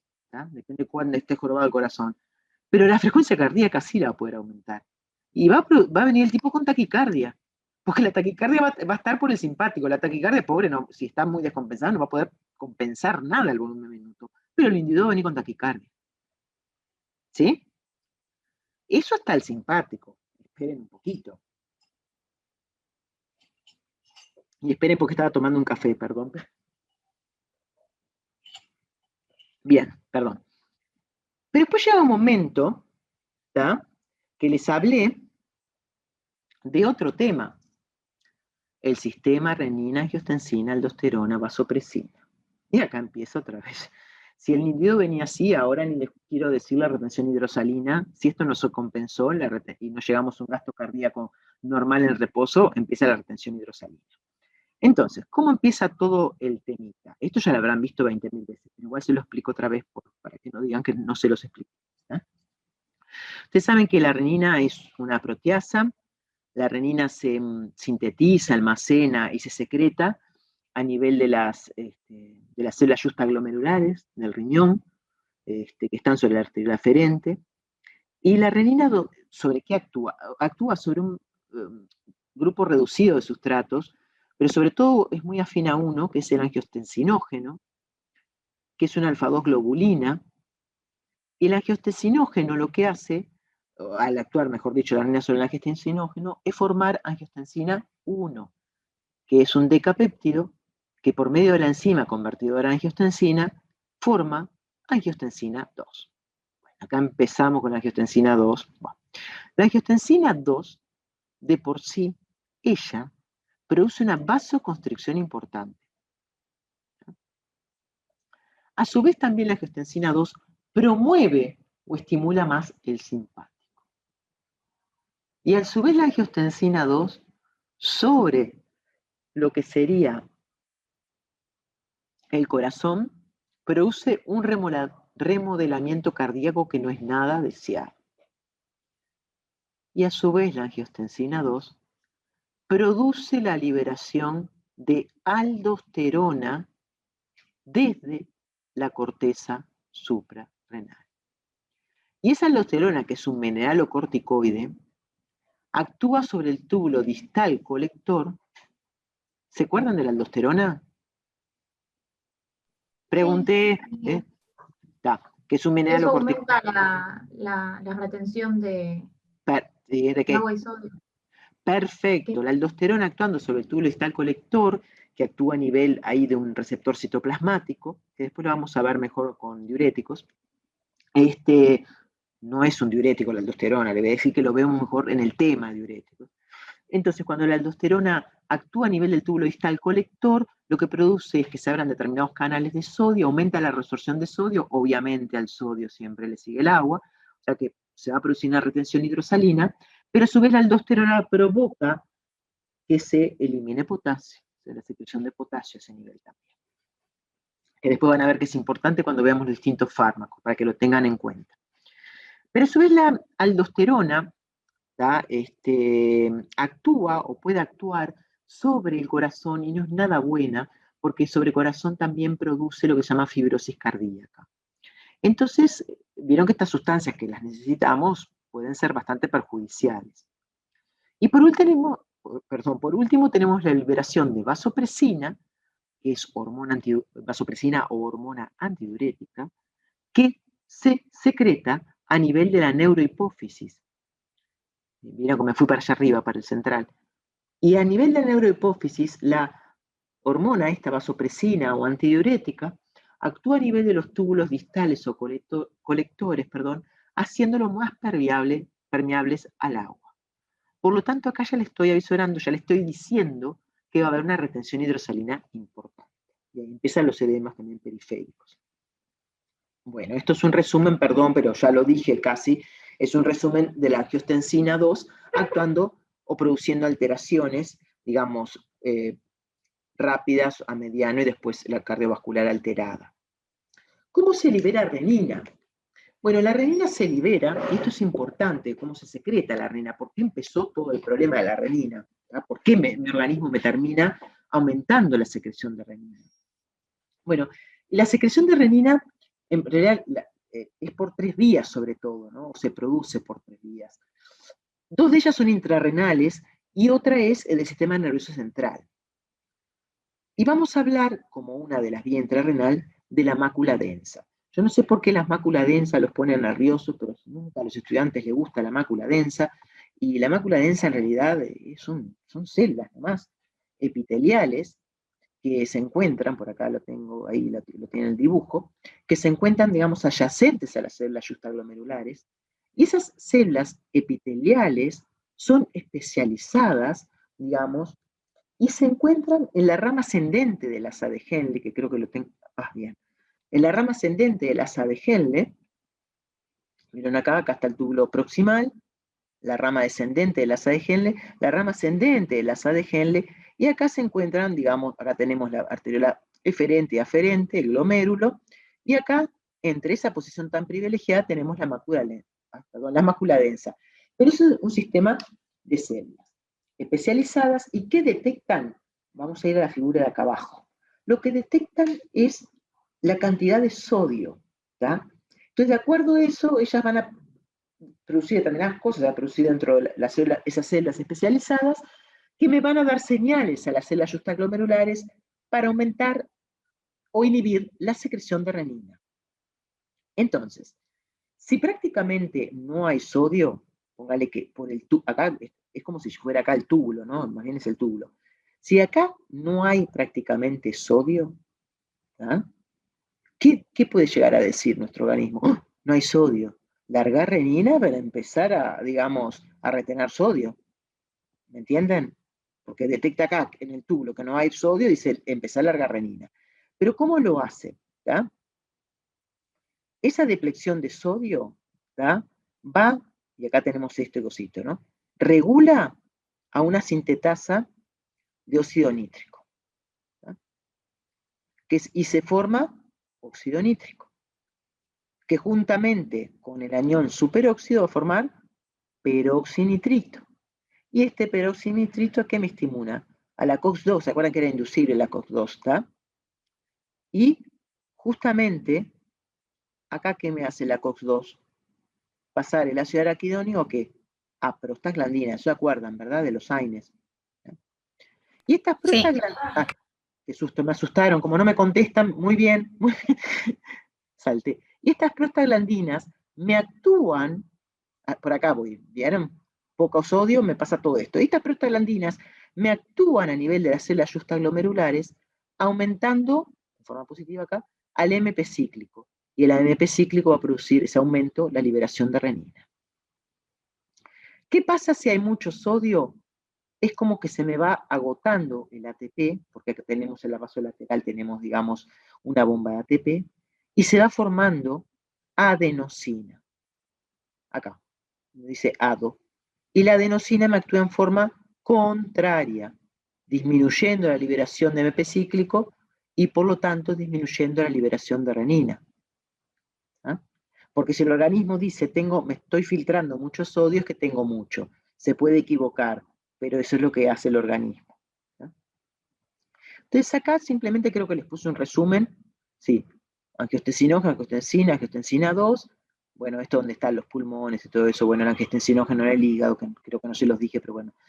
Ya, y acá la angiostensina 2, todo lo que me puede llegar a hacer, ¿ya? Hasta llegar a también la secreción de la hormona antidiurética. Y esto acá esto es lo mismo, pero acá lo que me interesa, porque después esto lo vamos a ver cuando veamos IECA, que yo hoy les dije que para pasar de angiostensina 1 a angiostensina 2 era por la enzima convertidora de angiostensina, ¿verdad? Pero ojo que hay otras enzimas que no son las enzimas convertidoras de angiostensina que pueden pasar la angiostensina 1 a la 2. O sea que si yo bloqueo hasta acá con un IECA, que son fármacos que vamos a utilizar, quizá pueda seguir pasando algo de angiostensina 1 a la 2. Y lo mismo, no todo siempre el angiostensinógeno sigue esta vía, sino que por enzimas que no corresponden a la renina puede pasar angiostensina 2. Les digo porque a veces fracasan algunos planes terapéuticos y es para saber que hay otras explicaciones, que hay otras vías, ¿sí? Y la angiostensina 2 después actúa sobre sus receptores, AT1 y AT2, que en realidad acá el más importante es AT1, el que se conoce, que es el que produce la liberación de aldosterona, como hablamos hoy, la vasoconstricción, el remodelamiento todo el músculo cardíaco y vascular, aumenta la actividad simpática, etc. Bueno, acá es lo mismo, varias veces. Y acá simplemente, que esto también se los dije ya, el efecto de aldosterona, más allá de la retención de agua y de sodio y agua, la retención hidrosalina, también la fibrosis miocárdica que me interesa, ¿no? Y obviamente hay pérdida de potasio con la aldosterona. Entonces, acá simplemente les puse un cuadrito que lo sacó un libro muy viejo, el Guyton de Fisiología, que a mí me gusta mucho, en los cuales vemos, ¿tá?, un paciente con un corazón lesionado en forma grave, como puede ser un infarto agudo del miocardio, y en acá cómo compensa, o cómo la insuficiencia cardíaca está compensada, y acá cómo está descompensada.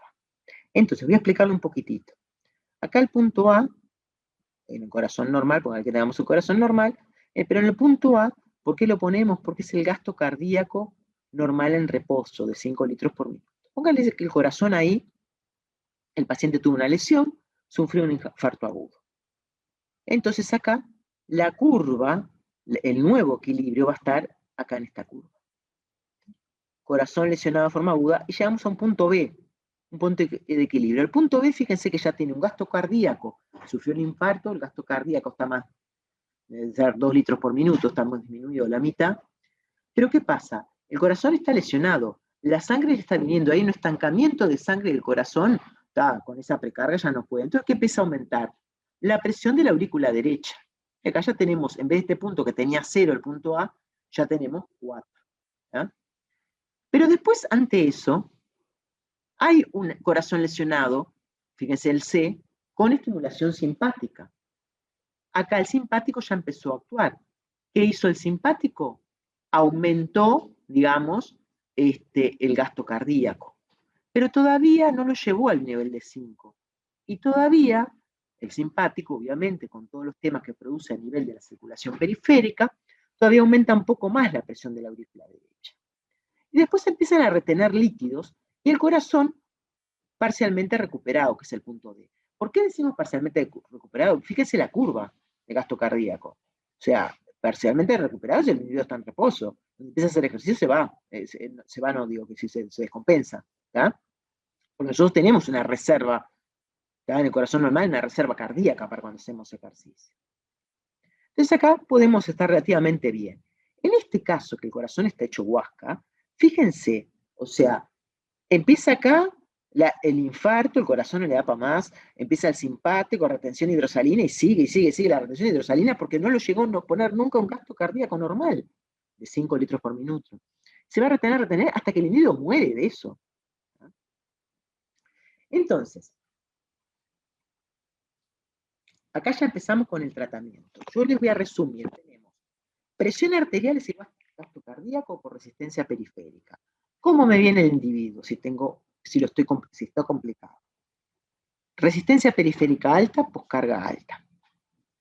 precarga alta, puede haber una volemia alta, un tono venomotor alto, taquicardia, ¿tá? Corazón dilatado, hipertrofia cardíaca, taquicardia, bien hecho pomada prácticamente en el peor de los casos, ¿tá? Entonces, ¿cuál es el tratamiento? ¿Tá? Y le voy a hablar en forma general y para que lo vayan entendiendo. O sea, si ustedes ya saben eso, es más fácil, sin saber los fármacos, muchos ya lo van a saber después, ¿no? Pero ¿cómo pueden ustedes tratar a ese paciente? Pueden aumentar la contractilidad, si es lo que estaba alterado. ¿Tá? Y ahí que se le dan inotrópicos positivos. ¿Sí? O pueden también mejorar el rendimiento hemodinámico. ¿Tá? ¿Cómo reduzco eso? ¿Cómo mejoro eso? Perdón. O reduciendo la poscarga. ¿Y qué le doy la reducción de la poscarga? Vasodilatadores arteriales. ¿Sí? O puedo también disminuir la precarga. Y como la precarga depende de la volemia y del tono venomotor, que le puedo dar diuréticos, y que a su vez voy bajando, obviamente, la volemia, los edemas, y vasodilatadores venosos. O sea, acá le puse IO, porque se pueden dar las dos cosas. ¿Sí?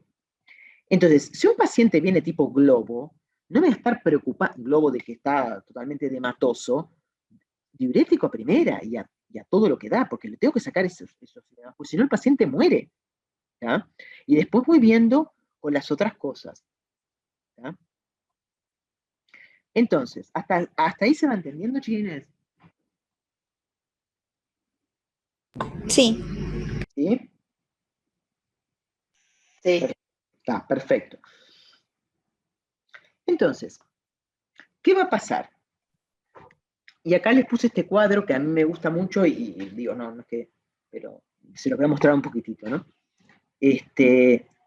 Vamos a empezar por acá. Acá empezamos. Gasto cardíaco disminuido. ¿Ya? ¿Se acuerdan gasto cardíaco disminuido? Hipoperfusión tisular. Entonces, ¿qué voy a tener? Fatiga e intolerancia al ejercicio. ¿Sí? ¿Se acuerdan? Ahí que dicen, bueno, ¿qué puede pasar si lo tengo disminuido? Me puede aumentar todo el volumen, porque el corazón no puede bombear bien, y me aumenta el volumen ventricular, acá estoy, el ventrículo izquierdo sobre todo, me aumenta la presión intraventricular, me aumenta la presión capilar pulmonar y se produce, edema pulmonar. ¿Sí? ¿Qué puedo usar para esto? Para los edemas, voy por la parte pulmonar recién, ¿está? Puedo usar diuréticos, que andan por acá, ¿está? Diuréticos, ¿está? Porque ahí voy bajando el volumen. ¿Está? Bien. Ahora me vengo para acá. Que justamente eso también me produce estimulación del simpático. ¿Tá? Porque si disminuye el gasto cardíaco, que hemos dicho hoy, que disminuye la presión arterial. ¿Tá? Porque presión arterial es igual a gasto cardíaco por resistencia periférica. Entonces, si estoy acá, estimulación del simpático, ¿qué me produce el simpático? Vasoconstricción, como dijimos a todo nivel, dijimos hoy, taquicardia, ¿tá? Que son las dos cosas que voy a ver. Y la vasoconstricción, ¿qué va a ser? A nivel, digamos, arterial y a nivel venosa. La taquicardia, para el corazón directamente. ¿Tá? La taquicardia, ¿qué me puede producir? Obviamente, ustedes, si estén, por ejemplo, ¿cómo puedo mejorar la perfusión de un corazón? La puedo mejorar bien, quizás mejor, con bradicardia. No quiere decir que el paciente lo tenga con bradicardia, ¿no? Pero la bradicardia me aumenta el tiempo de la diástole. La diástole justamente es el momento que se perfunde mejor el corazón. Ahora, si yo tengo taquicardia, justamente va a disminuir la perfusión del corazón. ¿Ya? ¿Y eso qué me puede producir? Una isquemia miocárdica. ¿Sí? Aparece acá. Entonces, a su vez, ¿qué fármacos puedo trabajar? ¿Tá? Y están acá arriba cuando pueda señalar, ahí va. Yo quiero decir, bueno, la estimulación del sistema nervioso simpático no la quiero. ¿Ya? No la quiero. ¿Y saben por qué no la quiero? Al principio todo bien con el simpático, pero a la larga me disminuye la supervivencia con el simpático. ¿Ya? Me disminuye jorobado porque me produce cardiopatía isquémica, pero a su vez también, fíjense que voy a tener muchas catecolaminas y a su vez esas catecolaminas, sobre todo las que actúan sobre los receptores beta 1 que van a estar a nivel cardíaco, si yo tengo mucho como agonista en los receptores beta 1 a nivel cardíaco, se va a producir una disminución, una desregulación o regulación hacia abajo de los receptores beta 1 a nivel cardíaco, lo que me empeora todo. Porque con los receptores beta 1 justamente es con el aumento de la contractilidad cardíaca. Entonces, ¿qué le puedo dar? Perdón.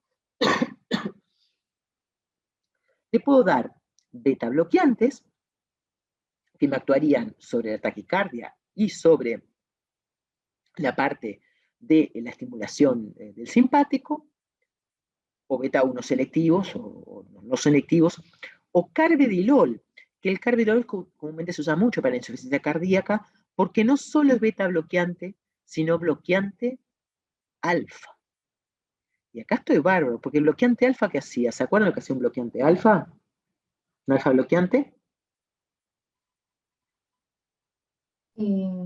Antihipertensivo, ¿no era? Es antihipertensivo, sí, bárbaro, pero ¿por qué? ¿Qué es lo que hace para que sea antihipertensivo? ¿Pero un alfa bloqueante no selectivo? Sí, sí, sí, pero ¿qué es lo que hace un alfa bloqueante? No me preguntes si es selectivo o no. ¿Qué es lo que hace un alfa bloqueante? Yo sé que me quieren decir que baja la presión arterial, pero ¿qué es lo que hace? Sí. En la resistencia periférica, ¿qué es lo que hace? La disminuye. Ahí va, la disminuye. ¿Por qué? ¿Qué produce? Vasodilatación. Ahí va, acuérdense que justamente las catecolaminas producen vasoconstricción. El alfa bloqueante produce una vasodilatación. Y si produce una vasodilatación y disminuye la resistencia periférica, ¿cómo va a bombear el corazón? ¿Mejor o peor?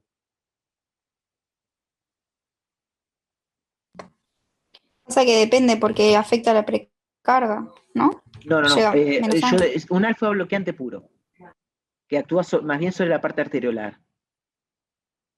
O sea, sobre la poscarga. Disminuye la poscarga. Mejor bombeo porque... Ahí va, disminuye la poscarga, que alguien que Disminuye nos la dice. poscarga. Y si disminuye la poscarga, ¿cómo va a ser el volumen minuto? ¿Peor o mejor? Mejor. Y mejor, porque ¿se acuerdan Porque que...? tiene que... menos resistencia. Ahí va, exactamente. Tiene que vencer menos resistencia. Entonces el volumen minuto me aumentaría. Y estoy bárbaro ahí. ¿Me entienden, chiquilines?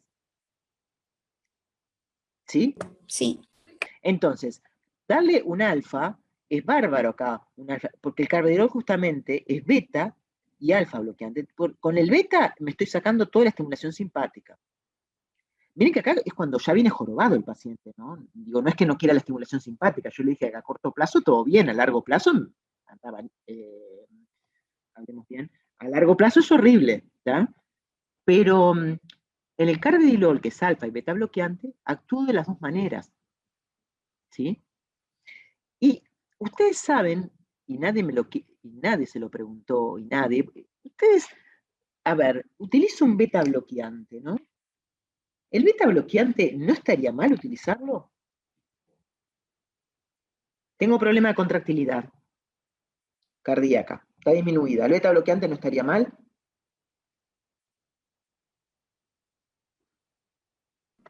Y sí, porque te disminuye todo lo que sea la frecuencia del corazón. Bueno, la frecuencia acá, ojalá. Y la contractilidad. Ahí va, la frecuencia que la disminuya nomás porque tengo taquicardia, ¿está? O sea que en eso bárbaro, ¿está? Pero justamente yo tengo un problema de contractilidad, de fuerza, ¿está? Porque es lo que definimos del volumen minuto en este caso, ¿no? Tengo un problema de fuerza, ¿está? Y le doy un beta bloqueante que es inotrópico negativo. O sea, sería totalmente, si yo hubiera contestado, o sea, nuestra generación, cuando teníamos este curso de farmacodinamia, le estoy hablando, no sé, que capaz que lo más seguro que no fueran nacidos, en el año 83, por ahí, 84, teníamos el curso de farmacia, o sea, ahí es cuando yo en el 80 entré, pero en el 84 habré hecho farmacodinamia, ¿tá? Yo le decía al médico, que en ese momento se llamaba el médico, que le daba un beta bloqueante, aparte del examen oral, me hacía salir el oral todavía y me recontra, no sé, me gritaba burra de lejos, ¿no? Pero ahora, ¿tá? No, está bien darle un beta bloqueante en determinados casos. Es más, el beta bloqueante mejora la supervivencia. ¿Por qué? Y ahí lo que se tiene que fijar, no ustedes, el médico, es qué fracción de eyección tienen, si está muy jorobada el volumen de eyección de ese paciente, o sea, si la fuerza de eyección está jorobada o no. Entonces hay valores, si está muy bajo, no sería bueno darle un beta bloqueante, pero si no, sí sería muy bueno porque sacaría todo el mecanismo compensatorio de las catecolaminas, ¿me entienden?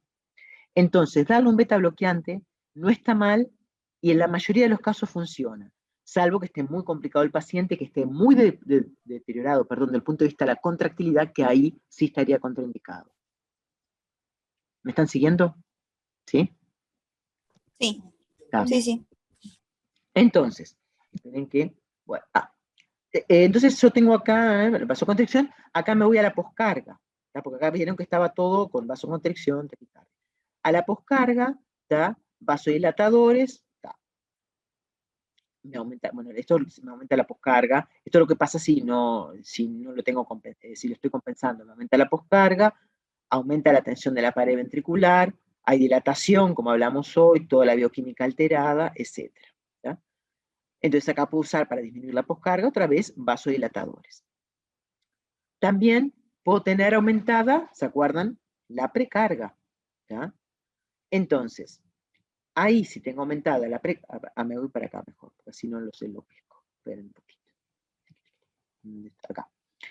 Voy por este lado porque así, si no, se los voy a decir todo mal. Tengo la estimulación del sistema renina-angiotensina-aldosterona, que lo vimos, vasoconstricción, aumenta el volumen sanguíneo, porque se acuerdan que termina todo el tema con retención hidrosalina, y por lo tanto, si aumenta el volumen sanguíneo, va a tener edemas sistémicos a nivel periférico, y por lo tanto puedo usar diuréticos también. ¿tá? Y para evitar, digamos, todo esto, que lo que me hace es también aumentar o sea, miren que la parte del sistema renina-angiotensina me aumenta la precarga y también me aumenta la poscarga. ¿tá? Acá y acá. ¿sí? Puedo usar algo bastante importante, inhibidores de la enzima convertidora de angiotensina, que son los famosos CIECA. ¿Y cómo me actúan los CIECA? Los CIECA me evitan que se forme angiotensina 2. Si no se forma angiotensina 2, ¿qué voy a ver a mi favor? A ver. Con un IECA, por ejemplo, acá. ¿Qué vería a mi favor? Con un IECA.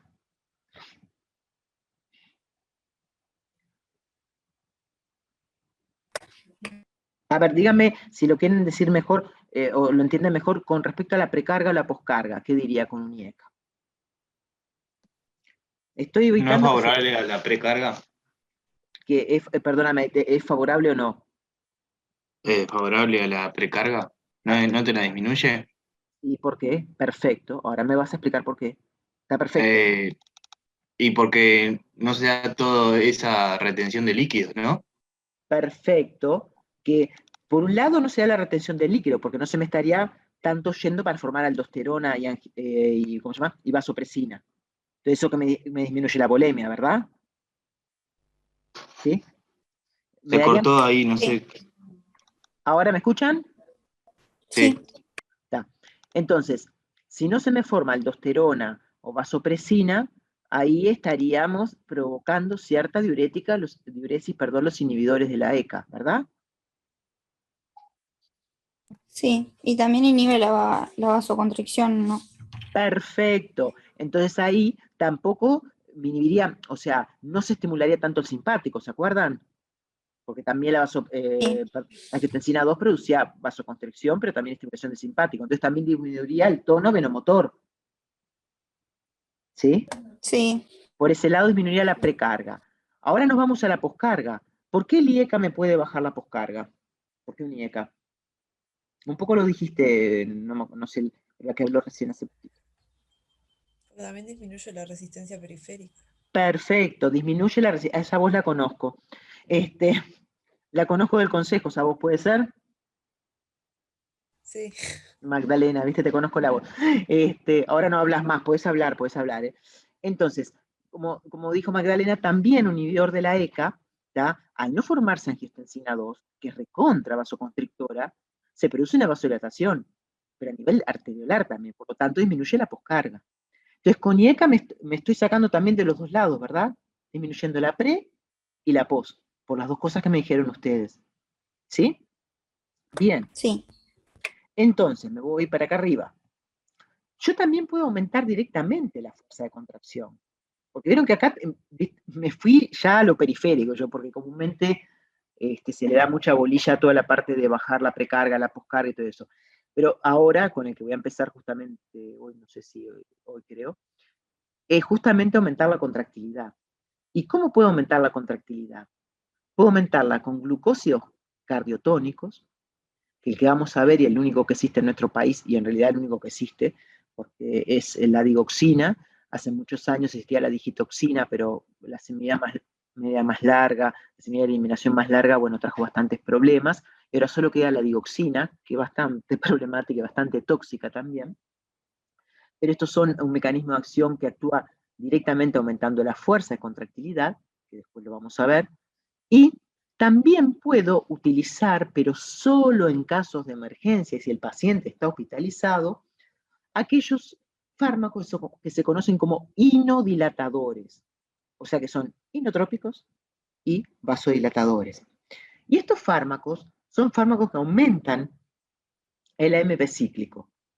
Algunos de ellos ustedes ya lo vieron, que son simpático-miméticos, como la dobutamina y la dopamina, y otros, no lo vieron capaz, son los inhibidores de la fosfodiesterasa, que también me aumentan el AMP cíclico porque evitan la degradación de la fosfodiesterasa. Por ejemplo, la amrinona, es horrible la palabra amrinona. Y otros que actúan por un mecanismo diferente, este es el ñu, los últimos fármacos que salieron, que sensibilizan a las proteínas para el calcio, que se llama levosimendan. Es espantoso el nombre también, ¿no? Entonces, estos actúan, todos estos aumentando la fuerza de contracción.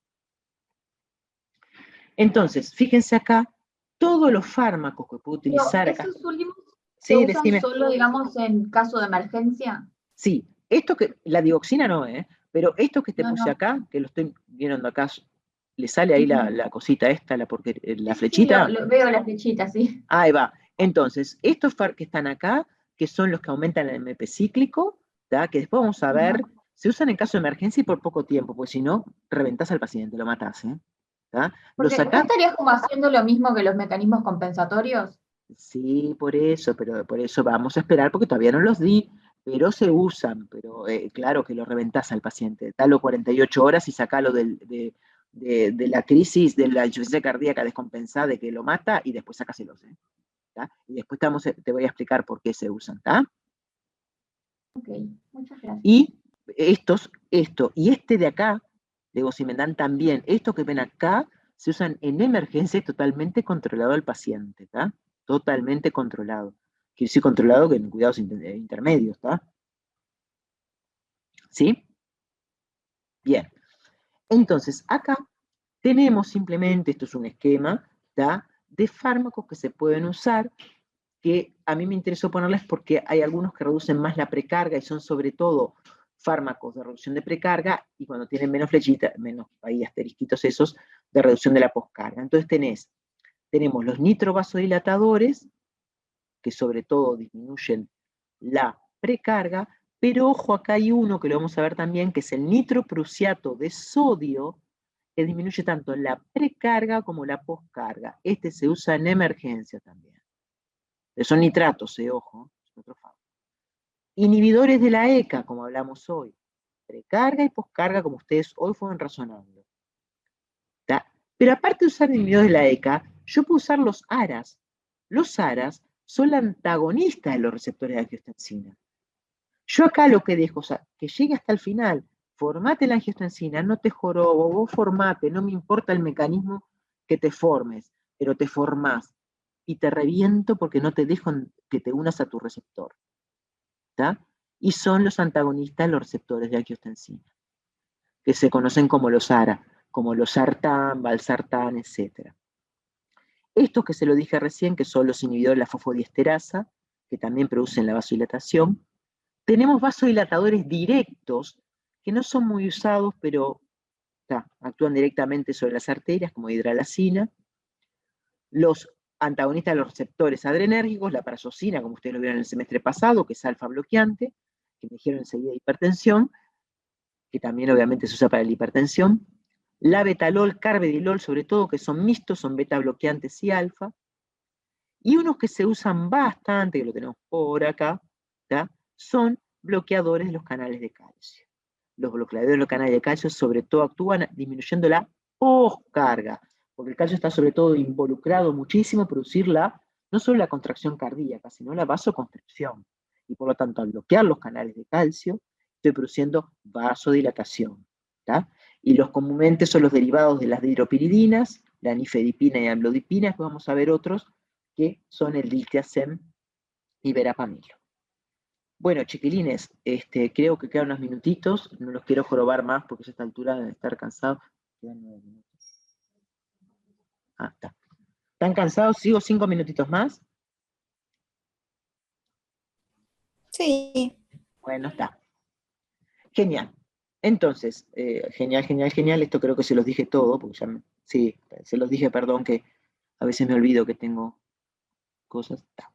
Y vamos a empezar, al menos para ver la primera cosita, de los glucósidos cardiotónicos, que son fármacos, o sea, el único que tenemos es la dioxina en el mercado, y la dioxina es un fármaco que se usa para la insuficiencia cardíaca, pero se usa más para lo que se llama una arritmia, que es la fibrilación auricular, o sea, que se da a nivel de las aurículas. Y esta es la estructura química, la dioxina, en la cual tenemos un ciclopentano perhidrofenantreno, que lo van a ver bastante con hormonas, este núcleo tan hermoso. En el carbono 17 tiene lactona insaturada.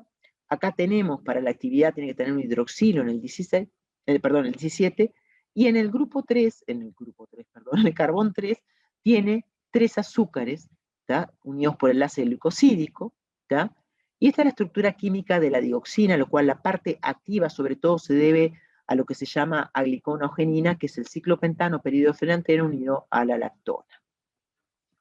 ¿Cómo actúa la dioxina? La dioxina actúa inhibiendo la sodio-potasio ATPasa a nivel del sarcolema. Si inhibe la sodio-potasio ATPasa, ¿qué es lo que van a encontrar adentro acá? Esto está inhibido. ¿Qué guión va entonces acá está? Es una pregunta. El sodio. Ahí va. Si yo inhibo la sodio-potasio ATPasa, tengo aumentada la concentración de sodio intracelular.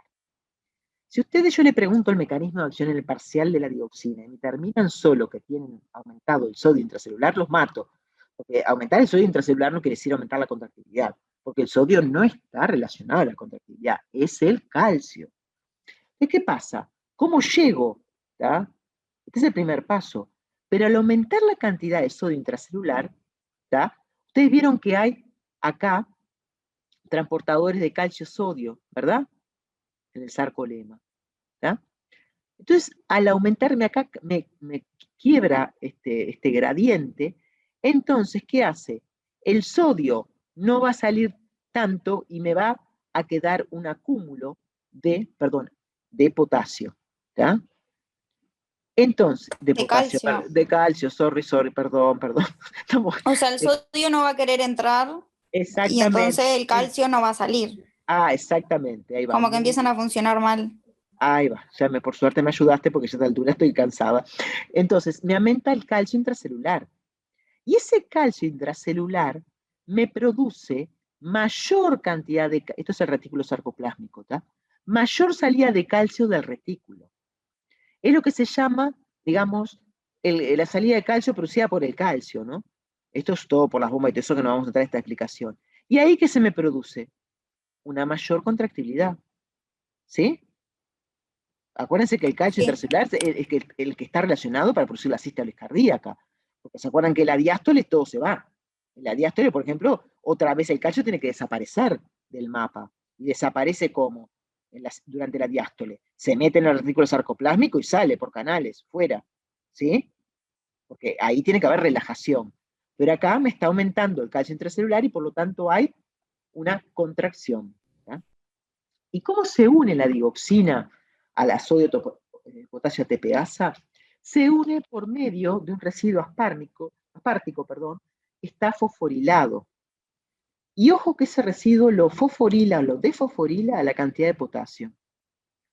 Y si hay mucho potasio, está desfosforilado y por lo tanto menos afinidad tiene la digoxina por la sodio-potasio ATPasa.